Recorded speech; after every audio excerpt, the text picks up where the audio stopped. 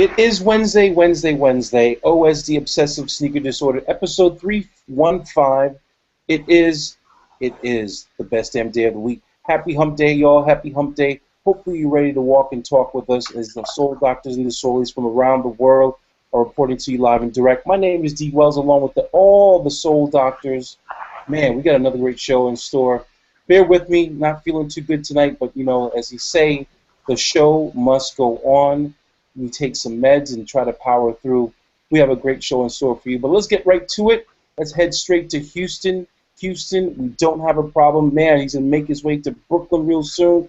The one and only Mr. Cadome is in the building. Man, What's up, man? What's up, D? What's up, Paper? What's up, Jesse? All the obsessive sneaker disorderlies around the world. What up? Right, we broke the news right here first. Little OSD exclusive. We are going to Brooklyn with our friends, The Source Magazine. Nice. They are celebrating 25 years in the game. The original authority on hip-hop culture.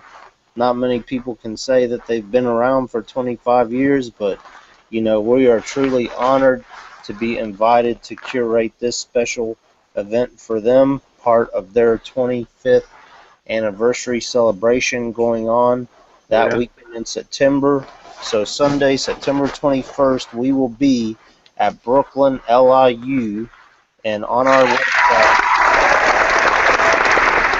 summit.com, we have travel deals for all the folks. The United Airlines deal is up, and the Aloft Hotels deal will be announced tomorrow. So we're making it very friendly for all the disorderlies to get down there in Brooklyn and celebrate, you know, have a celebration of sneaker culture and the sneaker community right there deep within the birthplace of sneaker culture, Brooklyn, New York. It's about to go down.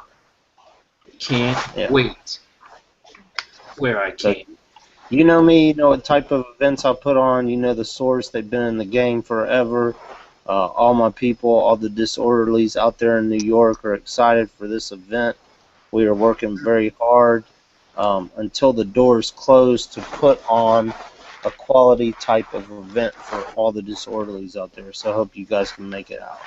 Word up. Absolutely. Good stuff. And we go straight from Houston straight to Portland. The one and only Jesse's in the building, PDX. What's up, sir? What's the good word?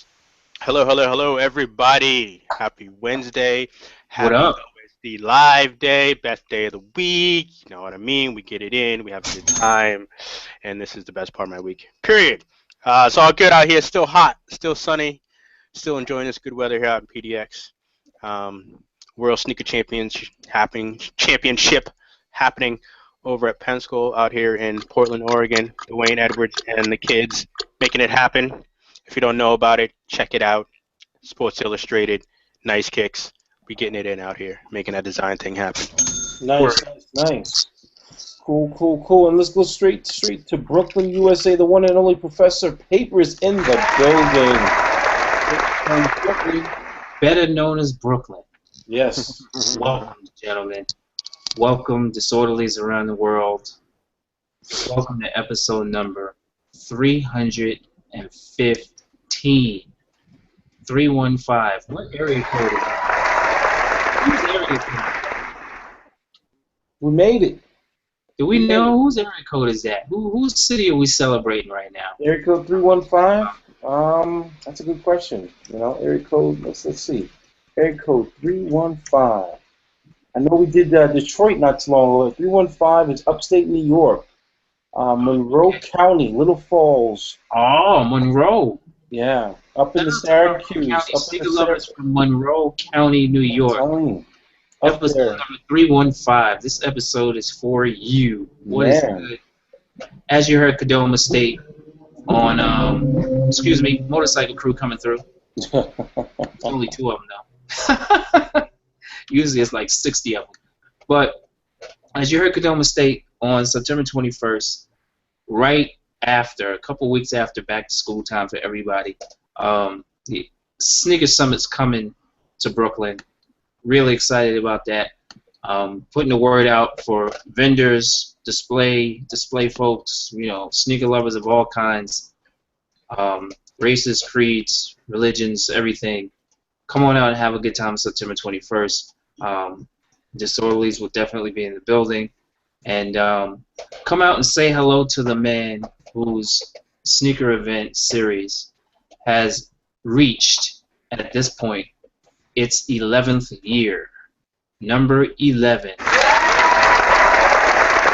So if you can make it out, again, make sure you hit up sneakersummit.com.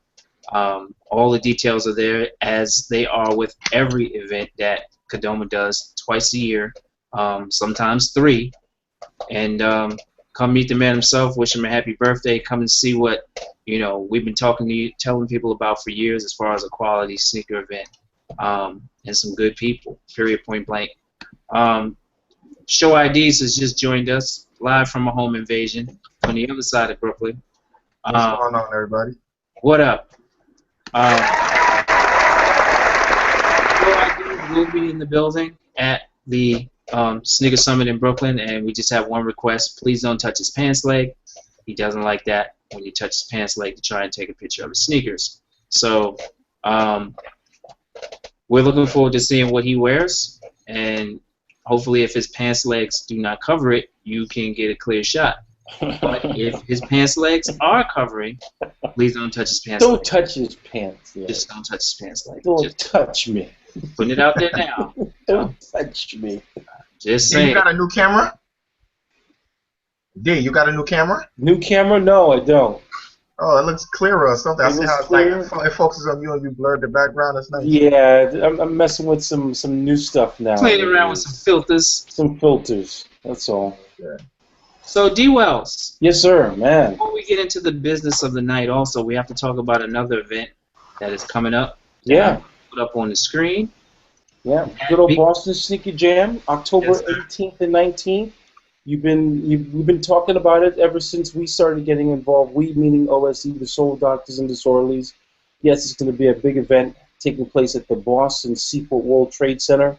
2 days, not one, 2 days. 2 days of sneaker goodness, celebrating the art, the culture, and all the good stuff. So, head on over to bostonsneakerjam.com for information. Sign up for the newsletter. We're on, everywhere: Twitter, Instagram, Facebook, and some big announcements coming next week.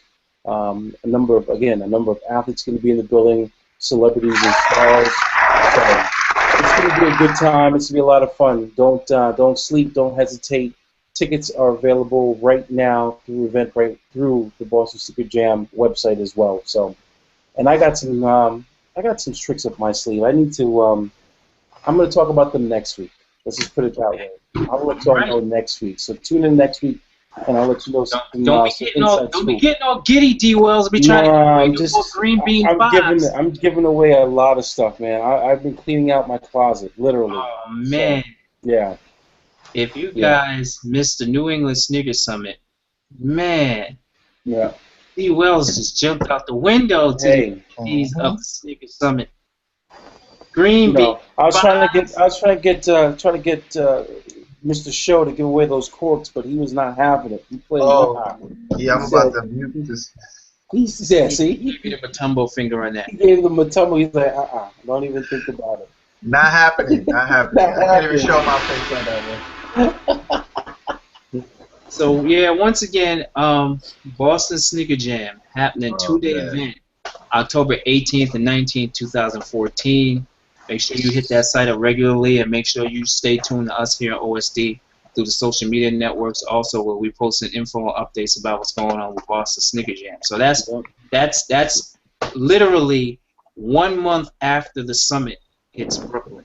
Absolutely. So I'm trying to make it out to both events. Okay. And if I don't hear from Mr. Paper Chaser soon, I might be pulling a D, and I might have some exclusives to give away at the show. I like the sound of that. I like for the greater good of the common man, I might just tell you to just go ahead. Oh yeah, like that, huh? I mean, it's all about letting people know out there that we're not fucking around, yo. I mean, what? Let's think about this. The potential for what you could do could actually change lives just by you handing something over. Yep. That's all I'm gonna say on that because I don't want to say too much on that. That's all I'm saying. Like, all right. I don't know. We may be able to discuss a little more and call those folks up at Andover and see if they got something else to give away during that weekend. Absolutely. Word up. Absolutely. All right. Well, let's talk a little stocks. Let's see where the ball's bouncing. Yes, sir. Well, show IDs is hopefully not apprehended for the home invasion he just pulled to on OSD. Hopefully we'll get him back in a minute. So once again, as we do every Wednesday, and for those of you who are new or watching for the first time, every day at 4 o'clock Eastern Standard Time or later, we publish the results in the day's trading for the following 10 stocks that are footwear related. Every day meaning every business day, as in Monday through Friday. Saturday and Sunday there's no stock activity. So Monday through Friday, every business day, we're posting these results 4 p.m. or later Eastern Standard Time on Google+, on Facebook, through the OSD group, and also on Twitter. So here are today's results, ladies and gentlemen.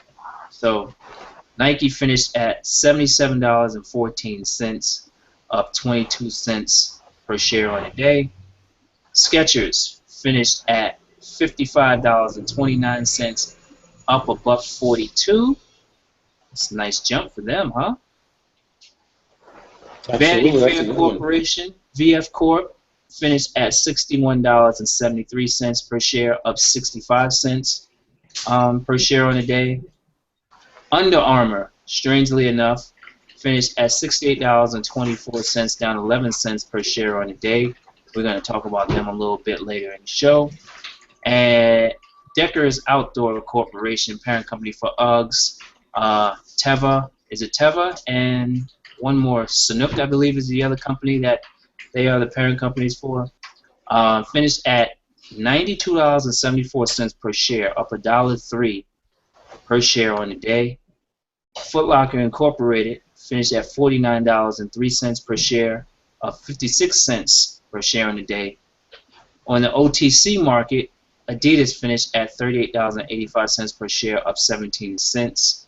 Puma AG, who was down last week on Wednesday, just as they are this week, finished at, on the ETR market, finished at 190.05 cents euros, down 70 cents.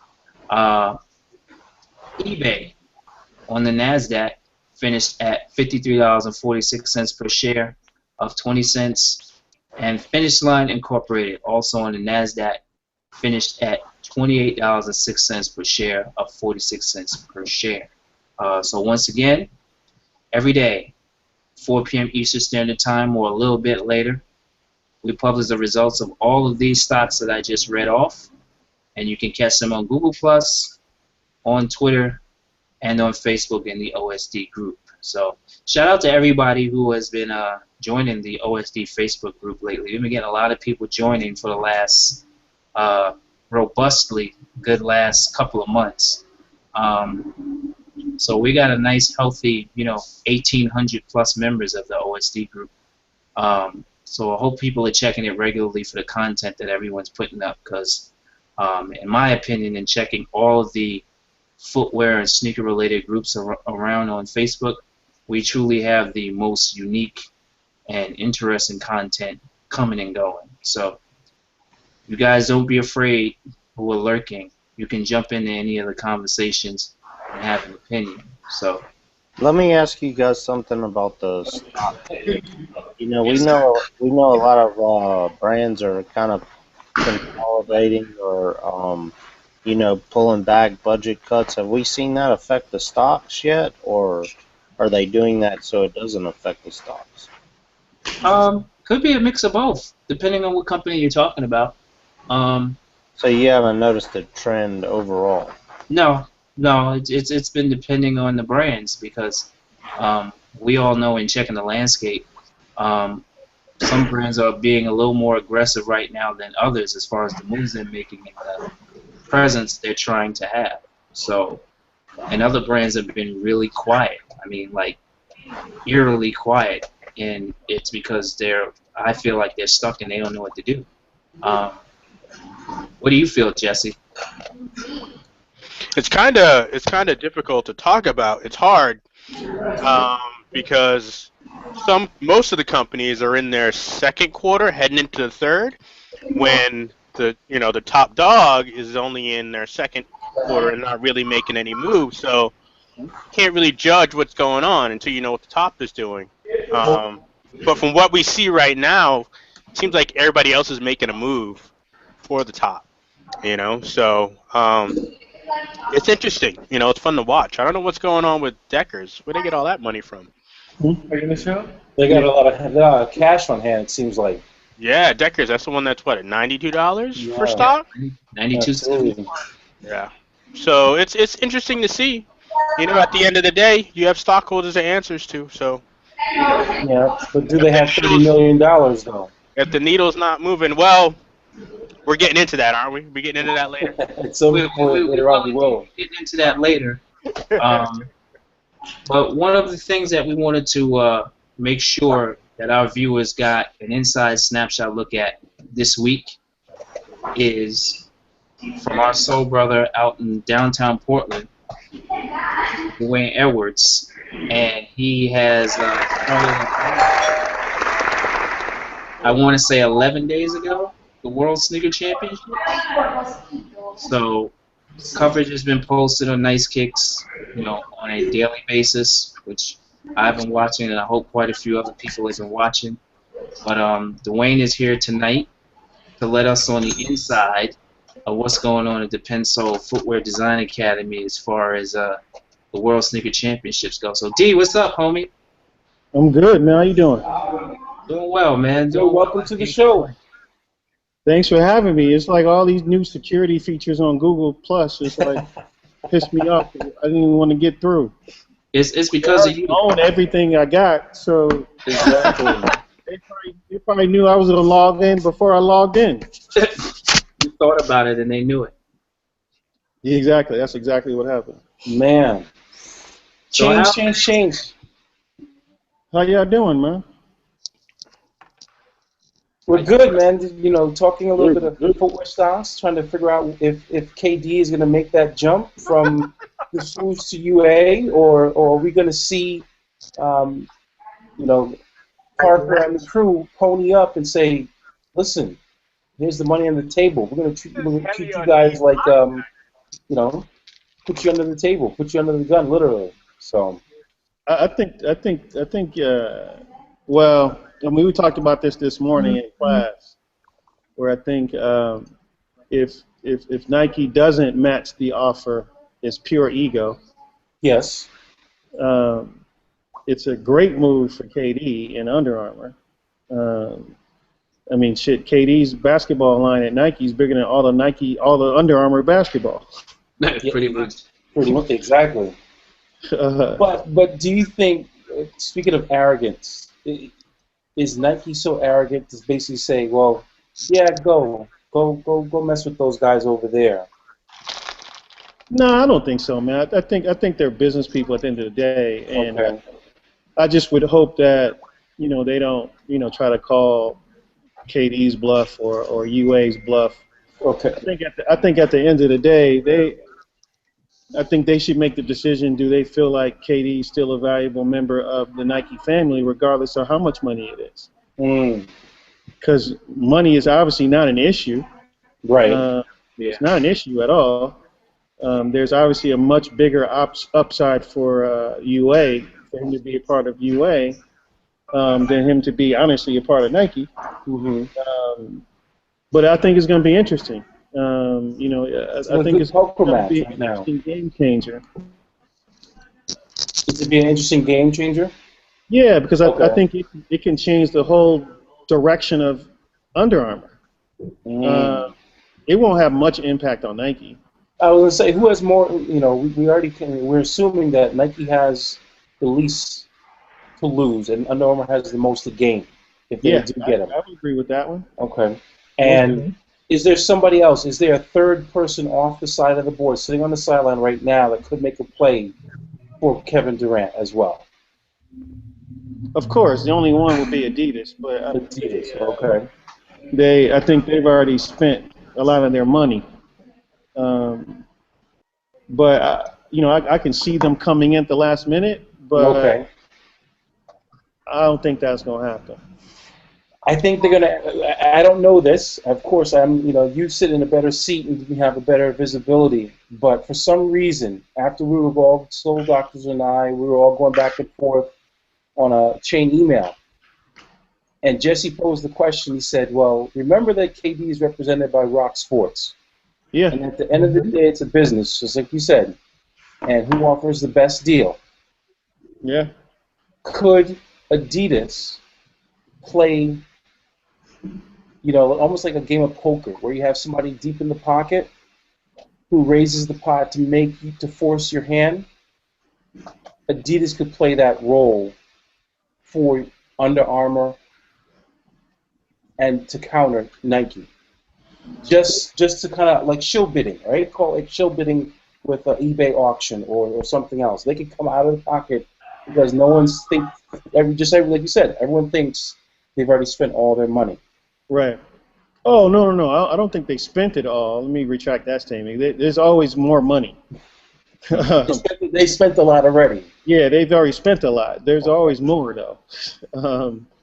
That's a good one. I mean, they would be the only other viable person, viable company, correct? Okay. That has the capital to do it. So my question that has it too, though. But I don't think they'll do it. But there's only a few companies that are making $1 billion that want to have a presence in basketball. Right.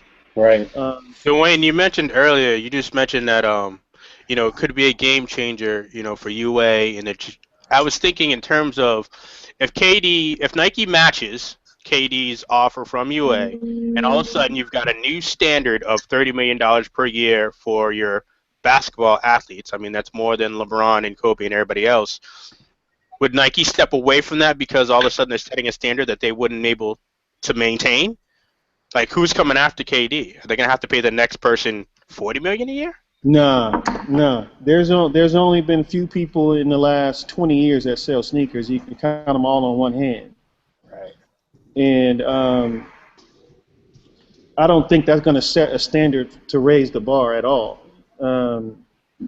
I think there's only a few people who can do that. I mean, KD's pushing, 180 million a year in product. LeBron pushing 300 something a year in product. But I think KD is gaining on them, though, right? See, but when they say that, they don't speak of KD's only got one shoe, really. LeBron's got several shoes. No, but that's a year, dude. That's not counting since he was in the league. That's 1 year. Yeah, 1 year. But I'm saying 175 this year. KD makes 175 off of one basketball shoe, and LeBron has a Soldier. He's got the 10. KD has 4. O's. KD has 4. Yeah, I mean, I understand what Kanone's saying, but that's why it's double as well. Yeah, that's what I'm saying. If they both have one shoe, I think it would be pretty equal. No, I mean, LeBron has a bigger apparel collection than KD. He has more accessories than KD and equipment.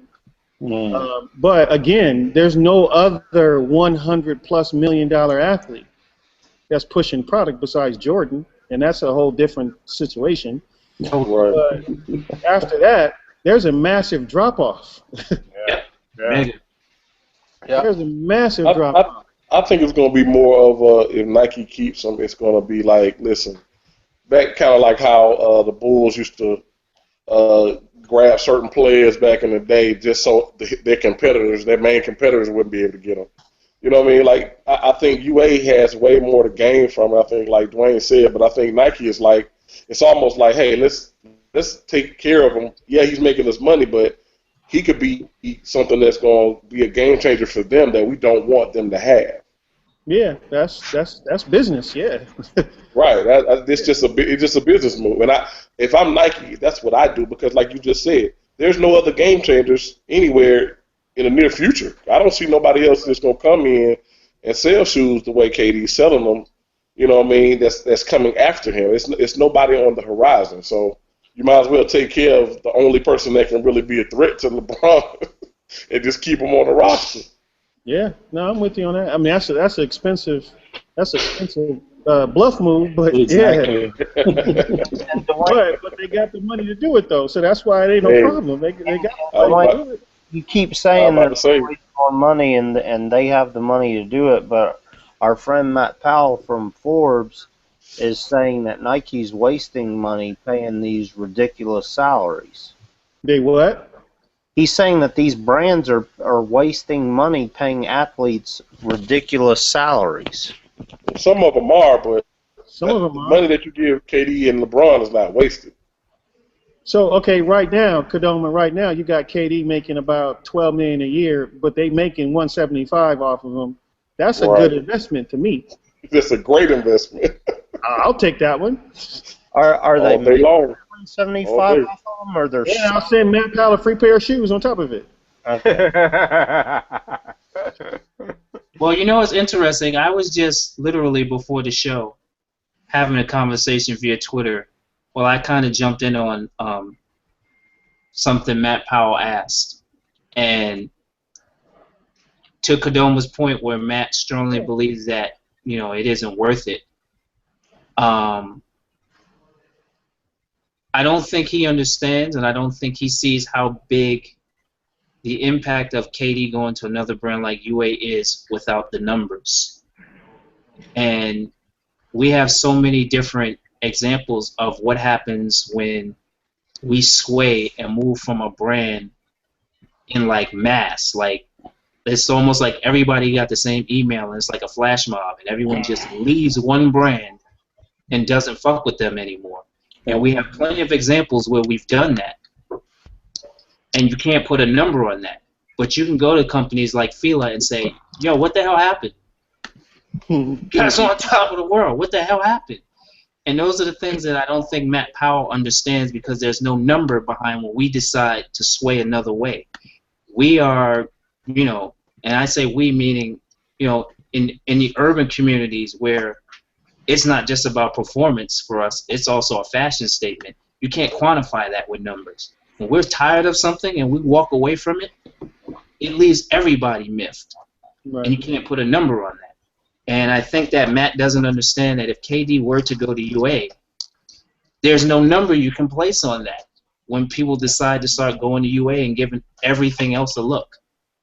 Well, yeah, I agree. I think I mentioned that this morning to the class where KD going to UA makes you actually pay attention to an Under Armour shoe.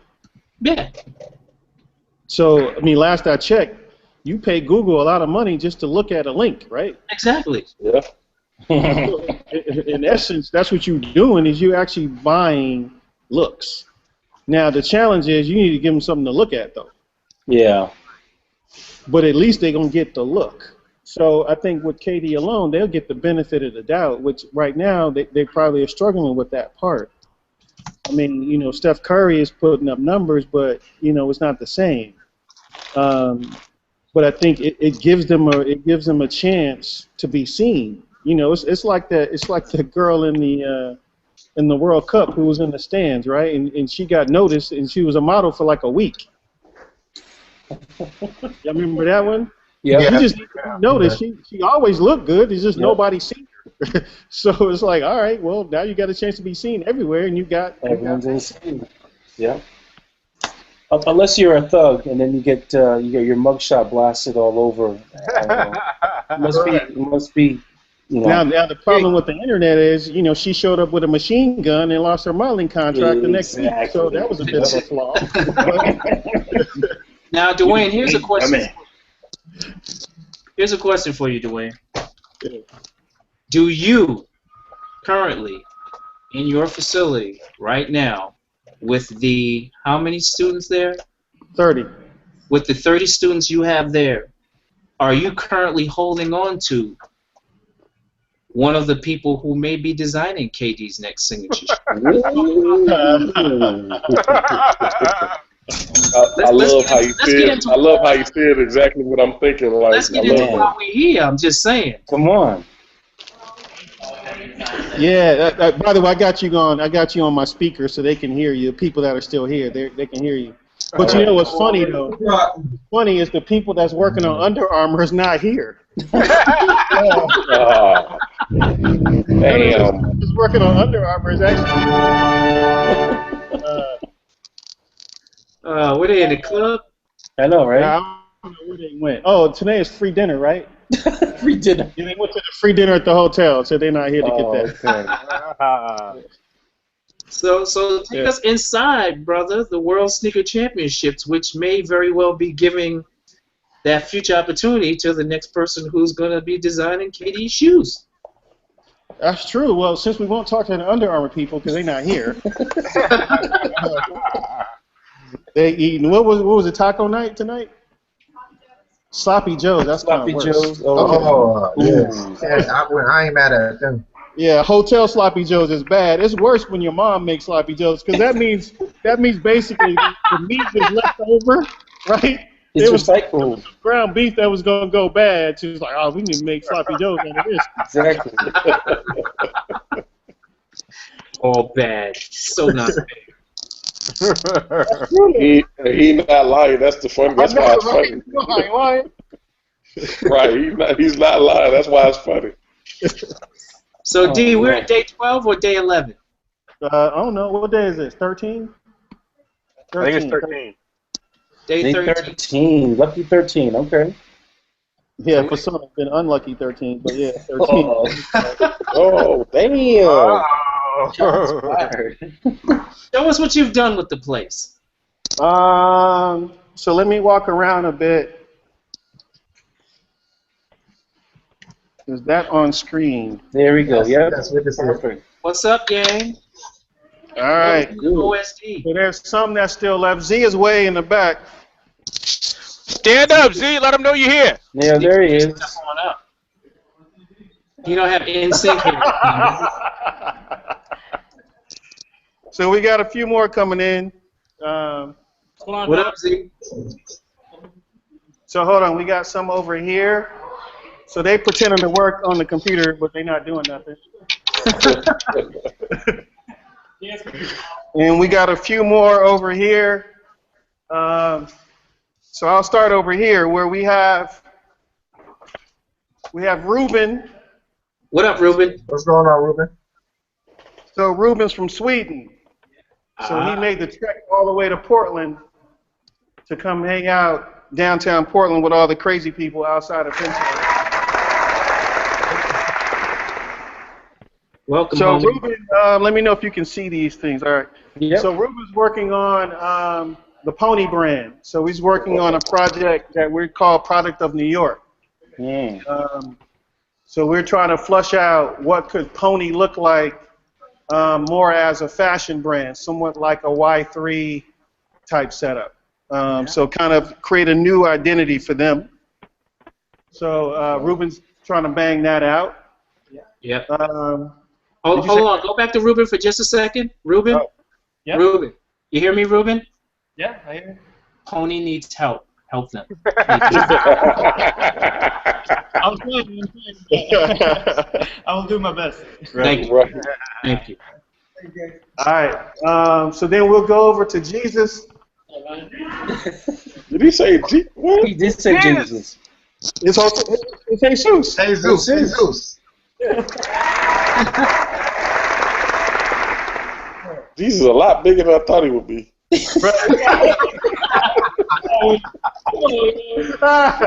didn't know Jesus was a Mexican either, huh? Yeah, I didn't know that. I just, hey. Right. What's he working on? He's working on Salvation.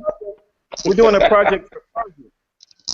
So we're working on a project for Target with the idea of how can we make affordable sneakers that people like you would want to buy.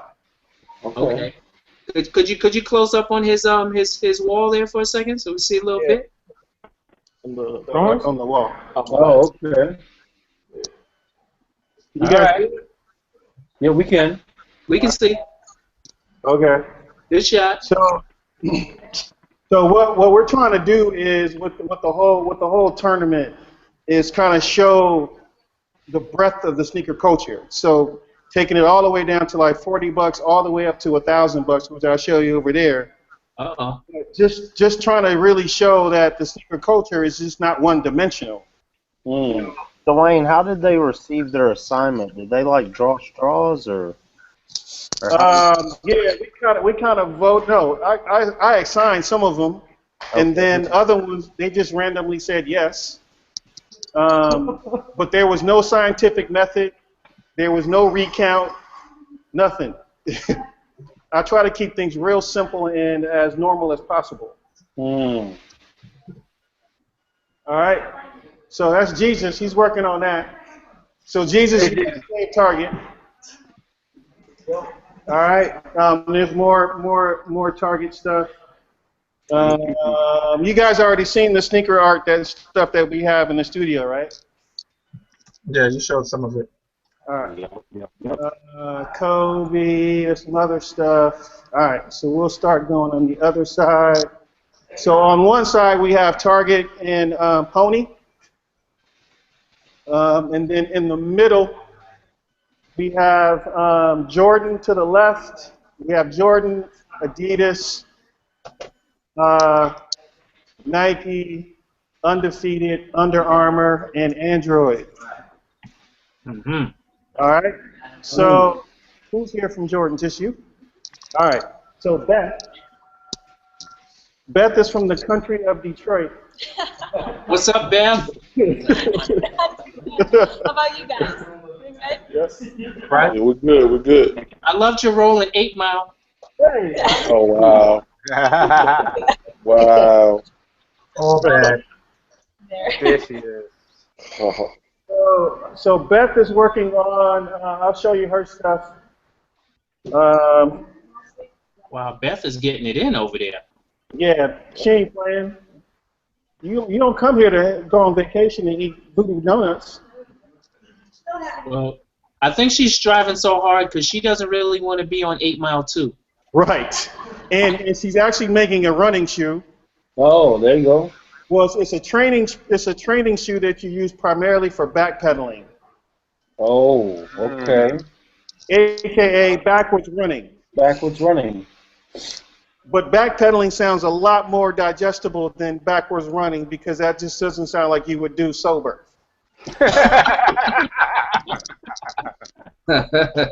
So true. So true. But it's good for you, according to Beth. She's able to find some ancient, is it Chinese? Yeah. Ancient Chinese secrets that says backwards running is actually really good for forward running. Now, you want to hear something funny, Beth? I hope you're listening to this. I'm right here. What's up? There are, in my proximity here, where I reside in downtown Brooklyn, there are 3 nursing homes. One of them is exclusively for elderly Asian men and women. And every morning, about 5:30 or 6, they are out in the morning exercising. Part of what they're doing is actually walking backwards. Yep. True story. Well, it still happens. Do they hit trees? Because I've heard that that's part of their routine. Okay. Thanks for letting me. Around my neighborhood, they actually do trick the trees. So I'm still stuck on an Asian. Chinese secret.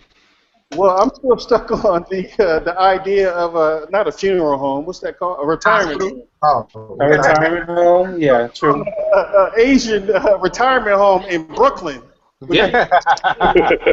In Fort Greene, Brooklyn, at that. Dude, that's how every good kung fu movie starts. What'd you say, D? That sounds like a punchline to a joke. That's how all the kung fu movies start, man. Man, what's that? Beth, I like that transformation to backpedaling, Beth. Yeah. See? There you go. All right. All right. You So told me other wasn't you crazy. He's not here, so Mahir is from Africa. He's eating sloppy joes. That probably doesn't taste the same as it does in Africa. But he's working on a training shoe. Actually, they probably don't have sloppy joes in Africa. Guy is from Israel. He's also working in Jordan for a training product. Which guy is that? Our guy? Yeah, same guy, yeah. Our guy from PENSOLE. All right. Yeah. Yep, What's up, guy? Oh, you're not there. No, he's eating sloppy joes. Yeah, I know. I was like, oh, you're not there. We'll get him later. What happened to Dexter? Okay, Dexter's stuff is gone. Message. Message. Did Dexter quit on you? Right. I know. He doesn't like he quit though. I'm done with you. I finished. Like he's through with it all. Look, Dexter like, man, I'll forget this. Yeah, Dexter was out. I don't even see anything actually. He protecting his ideas. He just went to lunch. I go home. I take my ideas with me. Yeah, he was out. He didn't want nobody to see it. All right, then we have Claudia, which is over there. Hello, how are you? So, oh, sorry, Claudia. Sorry, I said it wrong. I gave you the English pronunciation. Claudia. Hi, Claudia. Yeah, well, so I'm not going to say all 8 of your names. So she has a bunch of names, but it's Claudia. So she's from Mexico. And she's working on an Adidas project for running upstairs. Okay. Running upstairs. Okay. Oh. She incorporating a heel in there? I know she likes heels. No, there's no heel. It's gone, actually, because you're pretty much on your forefoot the whole time.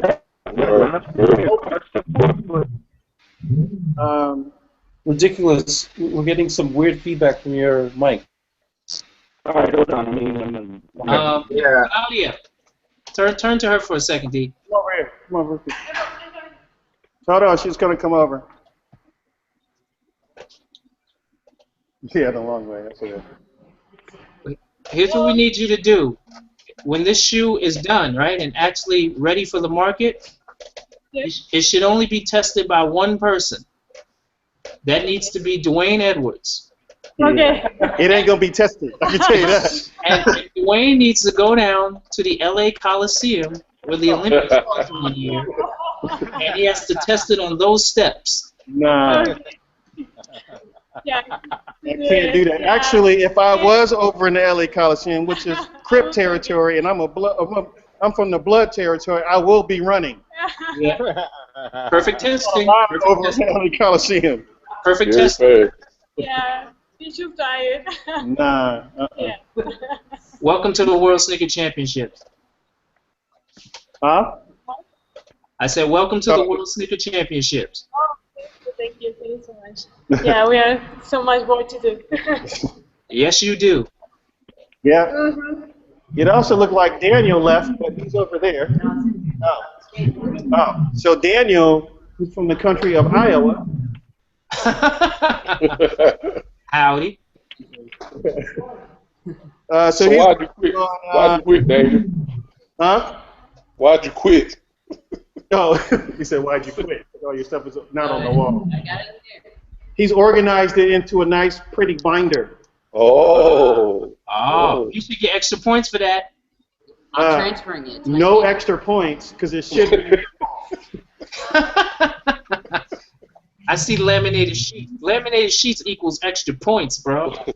D's like no extra points. No. He's got a lot of work, but it needs to be up on the wall. Actually, Daniel, you know what laminated sheets does?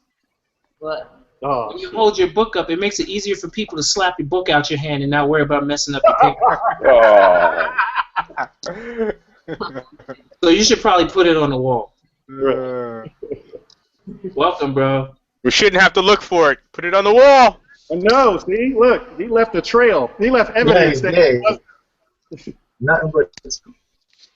Yeah. Oh, you're not on the wall? I'll keep walking. I ain't got no time for a book. All right, so Sarah. Hey, Sarah, come over here for a second. Sarah. Come over. Don't Yeah, be shy, how Sarah. do you say your name? Oh, that's like what I said, Sarah. You got on the Brooklyn Nets shirt. Get your IDs. What's up? You got on the Brooklyn Nets shirt. I know. Yeah, so Let's support the team. Yeah. That's what I'm talking about. Ooh. Who booed that? Who's that? Mute them. That was Heat. That was Heat. Columbia. A-Town, bro. You already know what it is. All right. Stop it. All right, fellas. All right. Hey, just for to show you how fun design can get, this is her inspiration. Oh, Hey, wow. that'll inspire me too if it was real. Yeah, I'm inspired. I'm very much inspired. What project is she working on? This is the other inspiration. Ah, okay. Nice. Okay. Yeah. So Sarah's working in Nike Sportswear. Okay. So she's doing a women's platform, sneaker, runway, something. Wow. I like that. I like it already. Right. Bravo. Yeah, Sia too. Yeah. Sia likes my project. Oh yeah, I gave her that inspiration page down there. Oh, Zia, you drew that one? I gave. Ah. Yeah. He thought it wasn't enough inspiration. But wait, here, why is that one different than that one? Yeah. Because her arms up, bro. Why is her left? Oh, okay. Oh, sorry. Zia gave you that one? Oh. I was asking why does this one look different than that one? Bring it down. All right, now we can see. Yeah, I was asking why does this one look different than that one? And he had to explain that. Yeah, he had to explain that's what he's used to, so he's not used to.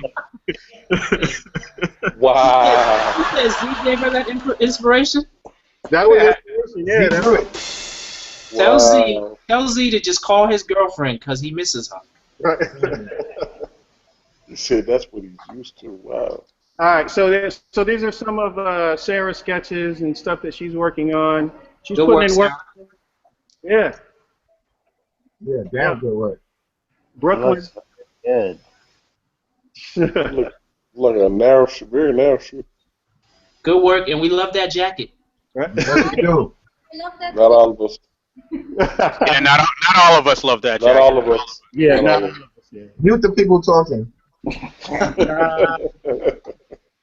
All right, thanks, Sarah. So Q is gone.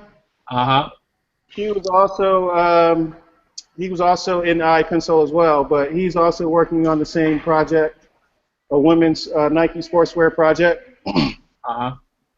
So he's doing some pretty good work as well. What's his inspiration? Crochet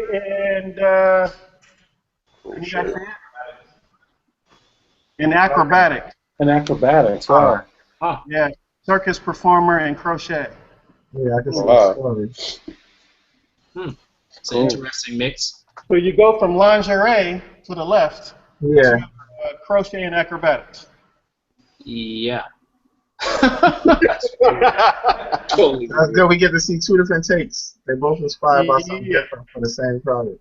Right. Yeah, it's completely different. And then Victoria, who's also here. Hi. What's up, Victoria? Hey, nice. Good. How are you? And Victoria is from? I'm from Maryland, but I live in Brooklyn. See, she wins. She wins. BK all day. Put your hand up. You are the world sneaker champion. Just go ahead. Just Come on, go ahead. Go ahead. What are you working on?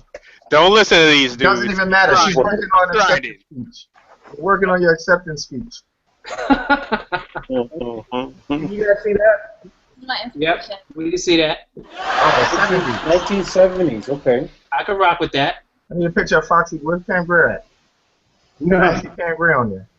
She's actually using June Ambrose as inspiration. Okay. Oh, okay. Yeah, Shout out to June. All right. Yeah, so she's using that because June does a lot of 70s influence in her styling, correct? Yep. All right. So she's working on different concepts around the absence of, right?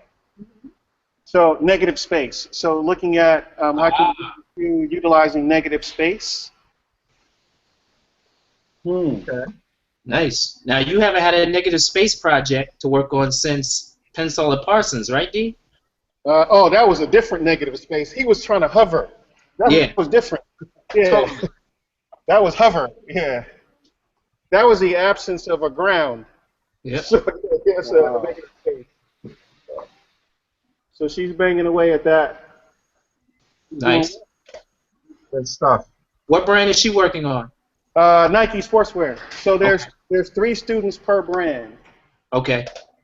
Yep. Well, Nike got Brooklyn, so you know. All right. So then Zia. So Zia's working on Undefeated. Ah, one of his favorites. That's no fair. The materials cannot fit. So we couldn't have put him on Skechers or something? Ouch. Don't take that, Z. That would have been more of a challenge, yeah. What up, Z? What's up, man? So what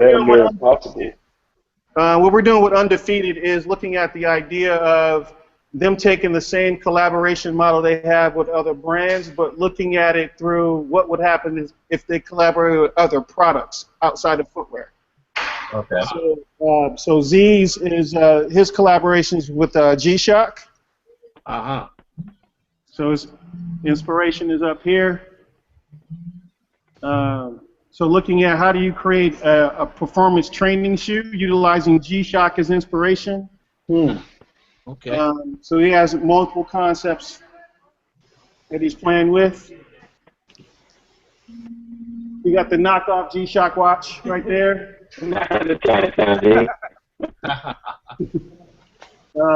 yeah, he's got multiple things he's playing with now on the wall. Yeah, the bar's really high for him. We're not letting him off easy. Exactly. Exactly. I know he heard us too. Yeah, he did. So we have Cliff, who just came back from Sloppy Joe's.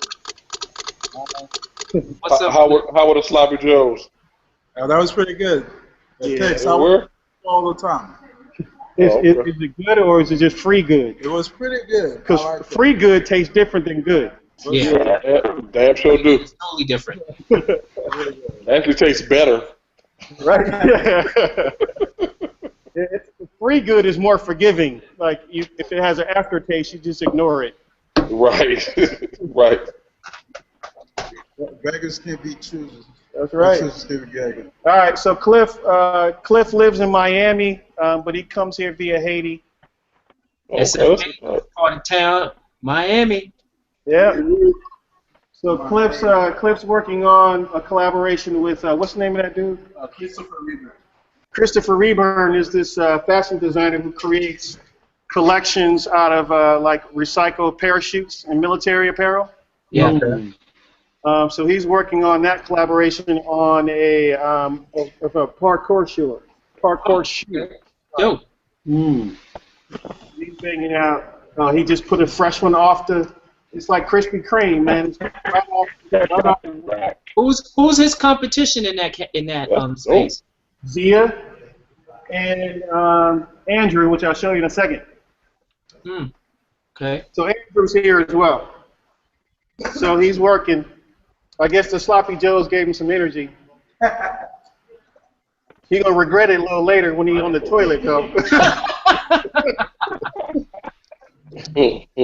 Hey, just don't run out of toilet paper, because you know what he's gonna reach for. Putting Sloppy Joes in White Castle hamburgers, not a good idea. Not good, man. All right, so then we have Andrew. What's up, Andrew? Where are you from? Cincinnati. The beautiful country of Cincinnati, Ohio. All right. Go up some, D. Home of the Runners Museum. Yeah. The who? Bob Rumpel's running museum. Who's that? I don't know who he is, but he's got this huge running museum. Really? I'll put you up on game, D. Don't worry. I don't need to know about Bob. If I don't know Bob and I'm 44, I don't need to know Bob. All right, so Andrew's collaboration is with Everlast, with Mike Tyson being his point of inspiration. Okay. So he's doing kind of a boxing kind of lifestyle shoe for Undefeated as the collab. Okay. So he's bringing out different concepts, utilizing Mike Tyson when he was knocking fools out instead of biting people as a point of inspiration. Hey, maybe the biting should have been put in for inspiration too, son. Oh, actually, he did include a little bit of a chewed up part of the shoe right here. Hold on. Oh, wow. Awesome. Awesome. I love it. I love that. He put a chewed up part of the outside collar as a little homage to Andrew Holyfield. That is totally awesome. Jesse, now that's storytelling, Jesse. Right. That is awesome.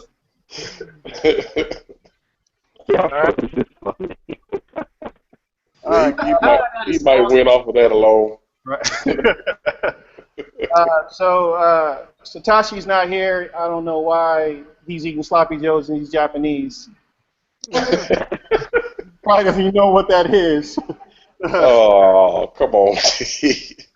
Nah, I don't know. He might not be eating it too well. We had one kid from Poland try to eat a hot dog the long way. Oh. Okay. Whoa. The long way, dude. Not the short way, the long way. Is that on YouTube? Nah, we should have got that one, but I can only imagine Texas. So what's he working on? He's with Under Armour. Okay. Under Armour basketball. We want to pay a little bit of attention to this. Oh, there's 3 more. There's a couple more. But he's not here, so I'm going to skip. All right. So we got Jonathan.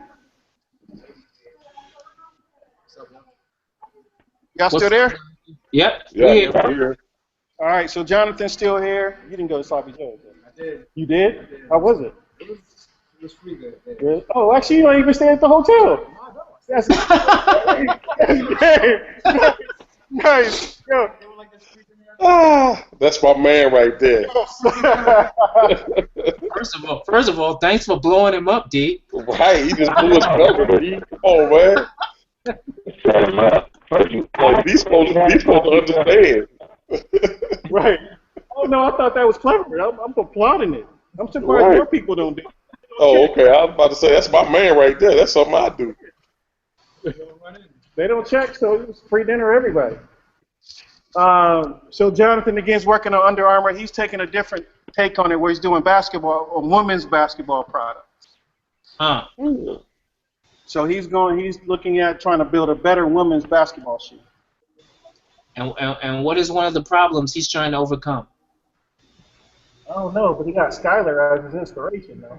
That's all they know. That might not be about the shoe. Right. That might have nothing to do with shoes, brother. Thumbs up, my man. Yep. That was a good move. You took some sketches down, didn't you? Yeah, you took a lot of stuff down. He's still working. Under Armour's the hotness right now. He's still working. Yeah. Well, what's crazy is Jonathan actually works at Adidas. Wow. Wow, for real. He's really putting him out there, like, for real. Okay. Yeah. But if Adidas ain't giving him no run, he might have another job somewhere else. yeah, exactly. Yeah, it is. Give me a chance, huh? So Jonathan, Yeah. you can hear me, right? Yeah, I can hear you. Okay, so serious question though. I was curious. What's one of the problems that you have to tackle in designing a good shoe for a woman for basketball? Okay, yeah. You might just pan over right here. So the biggest issue for me is one is the different anatomy. That is, I guess, the anatomy that's different between the female and the male foot. So just doing some research, a couple major things. Wider toe area for the female, a narrower heel. They have thinner skin on their feet, and they actually have a tendency to overpronate, which then leads to more ACL tears. So that's like the most common thing. And those are the two things that I'm trying to combat, is really hoping to reduce ACL tears, and then secondarily changing the whole fit, because right now a lot of the sneakers that are out there women purchase for basketball, it's usually kids or men's shoes that just kind of like have takedowns to women's. So for me, it's kind of rebuilding that whole the last shape, and then two, adjusting some of the shapes within like the silhouette of the shoe to conform better to the female foot. Very impressed, homie. Good job. Thank you. Thank you. All using Skylar as inspiration. Yep. Thumbs up. Word up. Good job. Who we got next? We got Aiko. Aiko's from China. So he's not here. I doubt if he's eating sloppy joes. He was eating it too? Wow. Okay. I got a report. Aiko was eating sloppy joes. First time he's probably eating sloppy joes because he's from China. But he's also working on Under Armour basketball as well. Okay. All right. Okay. All right, and then the last category we have is Android Home. Okay. So Android Dale is not here. So we have Dale Shepard. We're looking at how can we create a new kind of visual language for Android. So there's obviously some sketches missing from Dale, but the idea is creating a new visual language to make the product a bit more athletic, more aggressive, and a bit more original as well. Yeah. Yeah, I wish he was there. I would love to talk to him about that in terms of where Android is now and where he's trying to push them design-wise. Oh, there's two more from Android that are here. So Okay. you can talk to them. So one of them, can you see yourself over there in that box? Yep, I see him. So, my name is Cesar. I'm from Ecuador. And, I'm trying to introduce a female market to the brand,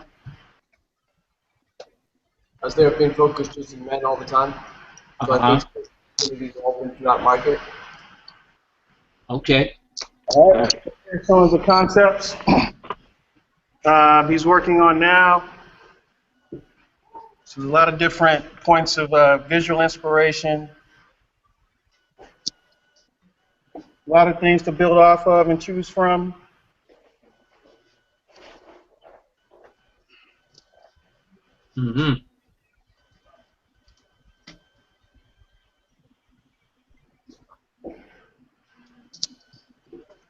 What was the gentleman's name again? Sese. S-E-S-E. I have a question for him. You see his name up there? Yep. I have a question for him. So as far as Android, you're making something for women from Android. Have you thought about how is a woman supposed to feel when she puts an Android shoe on? Yeah, I began, but I wanted to create and introduce it by creating more a unisex product. So it's not like I'm risking it completely, throwing a female women line. So I'm creating something that's going to be more hybrid, that you can use it. I'm focusing my stories about traveling and focusing on the nomadic cultures and how young people now, they don't want to settle in a place, but they just want to travel around the world. Trying to connect that with Android's mode of rebooting yourself and finding yourself as a person and as a program, as an individual program. Ah, okay. Got you. Keep going, man. Go for it. Yep. All right. Last one up is Stefan. See his name up there? Yep. All right. Great inspiration shot right there. Oh, hey, oh, hey. Hey, oh. So, I'm sorry, I didn't show you. Here you go. He said, "Oh, didn't show you." Right. The picture's distracting, but it's nice. Hold the laptop up just a little bit, D, so we can see his face. There we go. There we go. Right. How we doing, All Stefan? right. Doing good. How you doing, man? All right. So let's go back to his wall. Oh, let me go back over here? Yeah. Okay. Okay, we see cars, we see hands.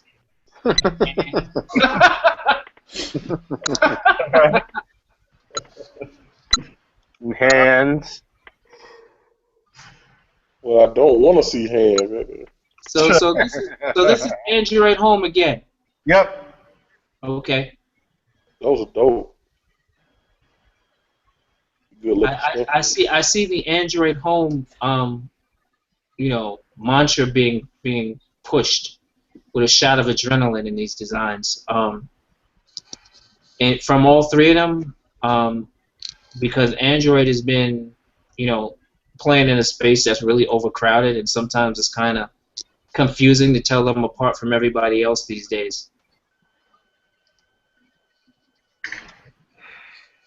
So I like the envelope being pushed. Yeah. All right. And then I don't know if anybody's over here. Nope. They checked out on you early. Yeah, they out. Yeah, so they out on this side. Uh-huh. They all gone. But on this side is the CMF, the color. I'll come over, Jared. The CMF team. Yeah. So we have each team has a person that's dedicated to doing colors and materials. Ah. So this one is the target wall. So Sean's doing target. Seth's banging out the story for Under Armour. Mm. He's working through the Under Armour details. Belia's working on the details for Pony. Okay. So playing with kind of inspiration, color. They'll start selecting materials. So this is kind of her desk. Where they'll start gathering all different types of materials. We can create a solid material story. Mm-hmm. Twan's doing both Jordan and Nike. So he's trying to bang through both brands. Uh-huh. And then Lindsay is doing Android. Mm. So she's going through all the Android Home kind of colors, materials, as well as Undefeated. Okay. And then Marcus is working on the Adidas collection. What up, Marcus? He ain't there, but what up, Marcus?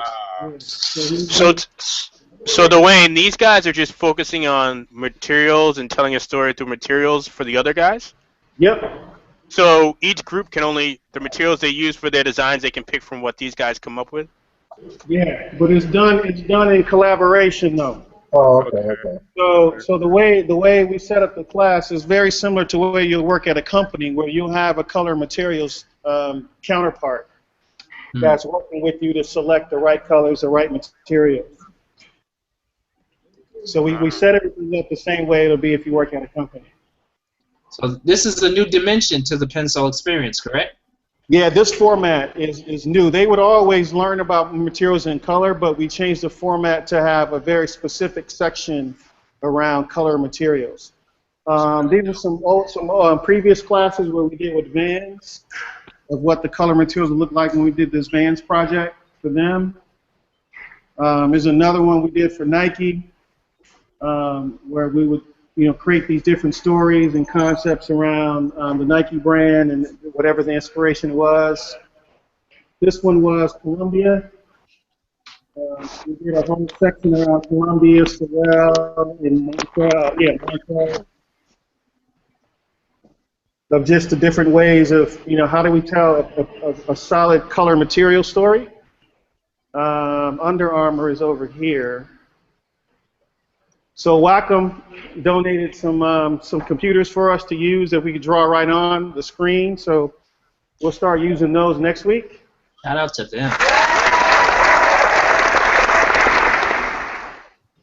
So this is the Under Armour that we did from the last class. We had a whole section around Under Armour product around outdoor. Yeah. So it's all based around their outdoor sports, which is the main thing they focus in on here in Portland, is their outdoor category. Mm-hmm. All right. Nice. So here's a question for you. Yeah. For someone that's working with a brand that has a lower, you know, more approachable economically, more approachable price point? Is it harder to tell a material story for that? No, you know, well, yeah, you know, it's harder in the sense that you may have less materials to choose from. It's harder in the sense that you'll have less materials to choose from, but it's also a challenge. It's also a great challenge to figure out how can you tell a compelling story with a limited price point to work with, and a limited palette to work with. Yeah. And you know, when we started this, I forgot who asked me. Oh, I think it was Kadoma had asked, you know, how the projects were selected, and you know, I think naturally a lot of them wanted to work on the bigger brands because you know it was familiar to them, yeah, and they thought it would be easier, but it's actually harder. Yeah. So it's harder to work on a brand that's already established. Yes. It's easier to work on a brand that's not necessarily established. So if you're doing something new for Pony, if you're doing something that hasn't been done for Target, if you're doing something that hasn't been done for Undefeated, it's easier to have more control over your destiny instead of working within a brand's design language that's already in existence. Yeah. So I think some of those who were able to volunteer for the popular brands early, they're kind of like, oh shit, maybe I shouldn't have did that. Yeah. Because it seemed like a good idea at the time, but they just didn't realize the challenge that they were being faced with. Yeah. They got challenged with working with brands that make shoes for holidays like Cinco de Mayo and Halloween. Yes, you're absolutely correct, sir. Or other holidays that we are not familiar with. Yep. Like, just go buy it. To just go buy a holiday. Yeah. Doesn't need to make sense. You got paid this week, fool. I know, right? I know. Yeah, that's a dope inside look, man. That's definitely a dope inside look. Yeah, no, it's good. I mean, actually, what I didn't show you guys was, well, some of the stuff is down, but over each section, huh? Oh yeah. For each section, I'll go over there. We have, let me see if I can show it to you. Most of it's down, though. Never mind, I won't even show it to you. Hold on. Oh, Jared just came in, so let me go over and show you Jared's stuff real quick. Okay. So Jared's also working on a Target brand, specifically around kind of a music influence type setup. Nice. I got a couple questions for him. Here's Jared. What's up, Jared? How's it How you going? doing, man? Good. Just made it over here. Yeah. Did you get Sloppy Joe? Yes, I did. Yeah, we got a bunch of toilet paper in there, so you'll be all right. Yeah, D, you're going to have to stock up on your TP budget every time these hotels do free food night. Yeah, I got to go to Costco's already to get that, 100 pack. So some of Jared's concepts around, from an inspiration point of view, using a DJ. Is playing off of kind of a DJ's characteristics. I mean, not characteristics, the things that the DJ works with. Yeah. As far as speakers, subwoofers, as well as just the overall culture of music as well. So Jared's banging out a bunch of stuff associated with that. Different points of inspiration. Even the electronic turntable spinning Tupac and Method Man. All right. Nice. All right. Pac Yes, but can he actually mix? We don't do any of this bump blending. Can he mix? Right. Nah, he can't mix. Right. That's a different PENSOLE class. Yes, that's a different one. That's a different one. So I had a question for him before you walked away. I had a question for him. All right, hold on. So Jared, have you ever bought shoes from Target? That answer is no. No? It's the that pause where somebody don't answer and turn their head a little bit. You contemplated lying for a minute. Target as a kid. He was gonna tell you a story. What was that? I didn't hear him. I may have been bought shoes from Target as a kid. Ah, that's clever. Okay, gotcha. And how did you feel about said shoes you got from someone? See, that's another unspoken expression that is a sign of unhappiness, probably. They covered my feet and did the job. He was a kid. He's a diplomat. He's a diplomat. Yeah, he's a diplomat. So, Yep. There's a difference between the shoes you would have bought from Target as a kid as to shoes you'd buy in there now. So, I think that's to be pulled off the wing. Huh?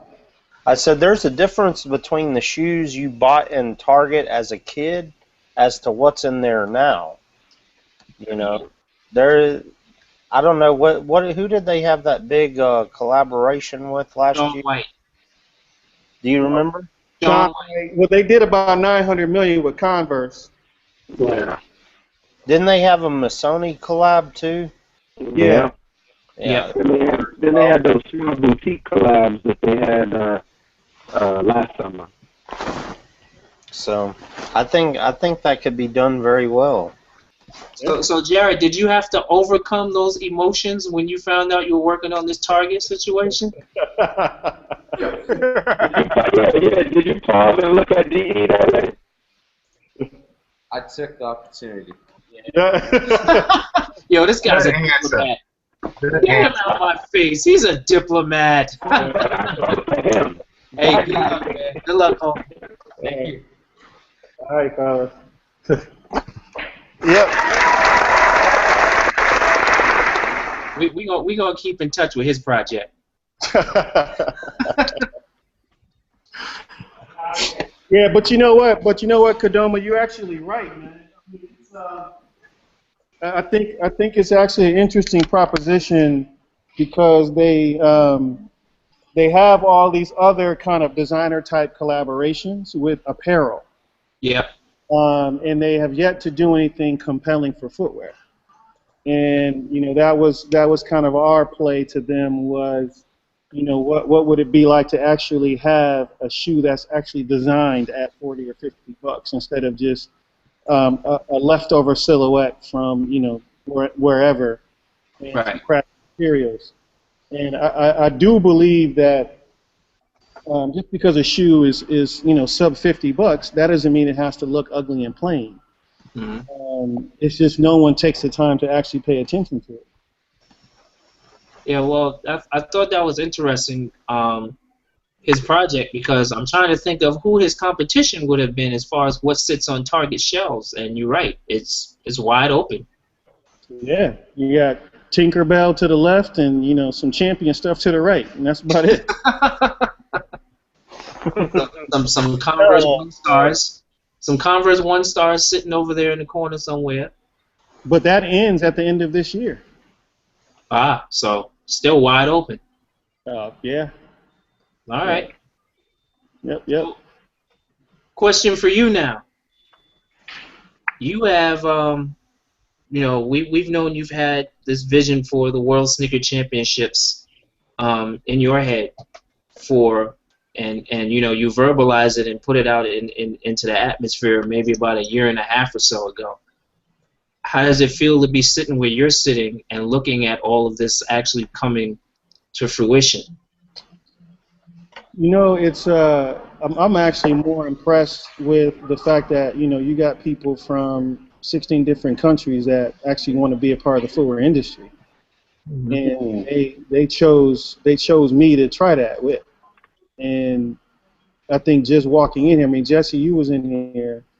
It's kind of crazy to be in here with people with all these different accents and stuff flying everywhere. But I think for me, it feels good though. It feels good primarily because they're willing to actually take the leap of faith to be here. I won't call anyone out, but a few people quit their jobs to be here. One guy, his mother pawned her jewelry for him to be here. So there's some stories here, man. I mean, there's some people that have a drive and a determination to be in this industry, and they putting forth that effort to do it. Amazing. So that alone, it's a testament to their drive, and it's a testament to, I guess, what we've been able to build in the 3 years we've been doing PENSOLE, that people are willing to do that to actually be in this industry. Yeah, I wish I could be standing where you're standing right now, looking out at that. You know what I'm saying? All three silos of that right now, and just taking that in, because of knowing how, where the birth of it came from, and then to see, flesh to the bone, so to speak, as far as the whole thing actually happening. And then those personal stories of what people went through to get there is absolutely like nuts. Yeah, it's crazy, dude. It's actually very humbling, to be honest with you. But no, it's good. I mean, and they're backing it up. They didn't come this long way to eat sloppy joes all night, and they go eat and come back. Yeah. They keep working. They understand that. They understand the opportunity that's in front of them. I think first and foremost, just to learn, the correct way of doing a craft. But then secondly, I mean, we got the Nike design recruiter coming here on Friday, the Adidas design recruiter coming here next week. We've already had multiple designers come in. The entire Jordan design team came in. Actually, the entire Under Armour design team came in. Two of the brands that could use the most help. Yeah. So they came through to work with the kids. Nike team, Nike designers have come in. Obviously, alumni has come in. Some of the Adidas folks has come in, where that's what it's about, dude. It's them not only coming here and learning from me, but also learning directly from the people that's still working with these brands. Yeah. Android Javier is coming in tomorrow and Friday, so he's flying up from LA, so he'll be here for 2 days to work with the kids on his project. But no, it's humbling, dude. And then, it's just, then crazy stuff happens. Like, I got an email from Sports Illustrated, and they're like, hey, I don't know if there's a fit here, but, you do sneakers, we do sports. Do you think there's anything we got in common? Like, that was literally the email. It's like, wow. Yeah, we got something in common. Yeah, we have a lot in common. So they decided to cover the whole class. So we got Sports Illustrated here. They've been in a few times to write a story that's going to be posted online, which they get about 4 million views a month. It's also going to be in the magazine itself. Okay. And then we had ESPN come in here today. Wow. And they're going to write specifically about some of the women in the class, where it's just like, I didn't expect that to happen. It makes sense though, but just wasn't expecting that kind of thing to happen. Right. Where it's like the idea of sneakers and sneaker culture is getting recognized from credible sources, even though it's a direct translation as far as sports is concerned. But ESPN also owns Forbes, and they're like, oh, we should do a story about this too. So it's just interesting to see how it's slowly starting to spread in other outlets, where the attention of the idea of sneakers is starting to become more relevant outside of what you see on the courts.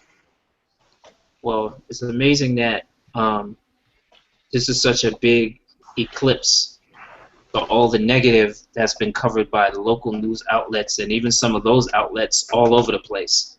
Yeah. And for me, when I think Sports Illustrated and sneakers, nothing draws me back to anything more prominent than a Sneakers Are Your Life cover. Oh yeah, we talked about that 2 days ago. That was in 2006, I believe, or maybe earlier than that. No, I think it was like 2006.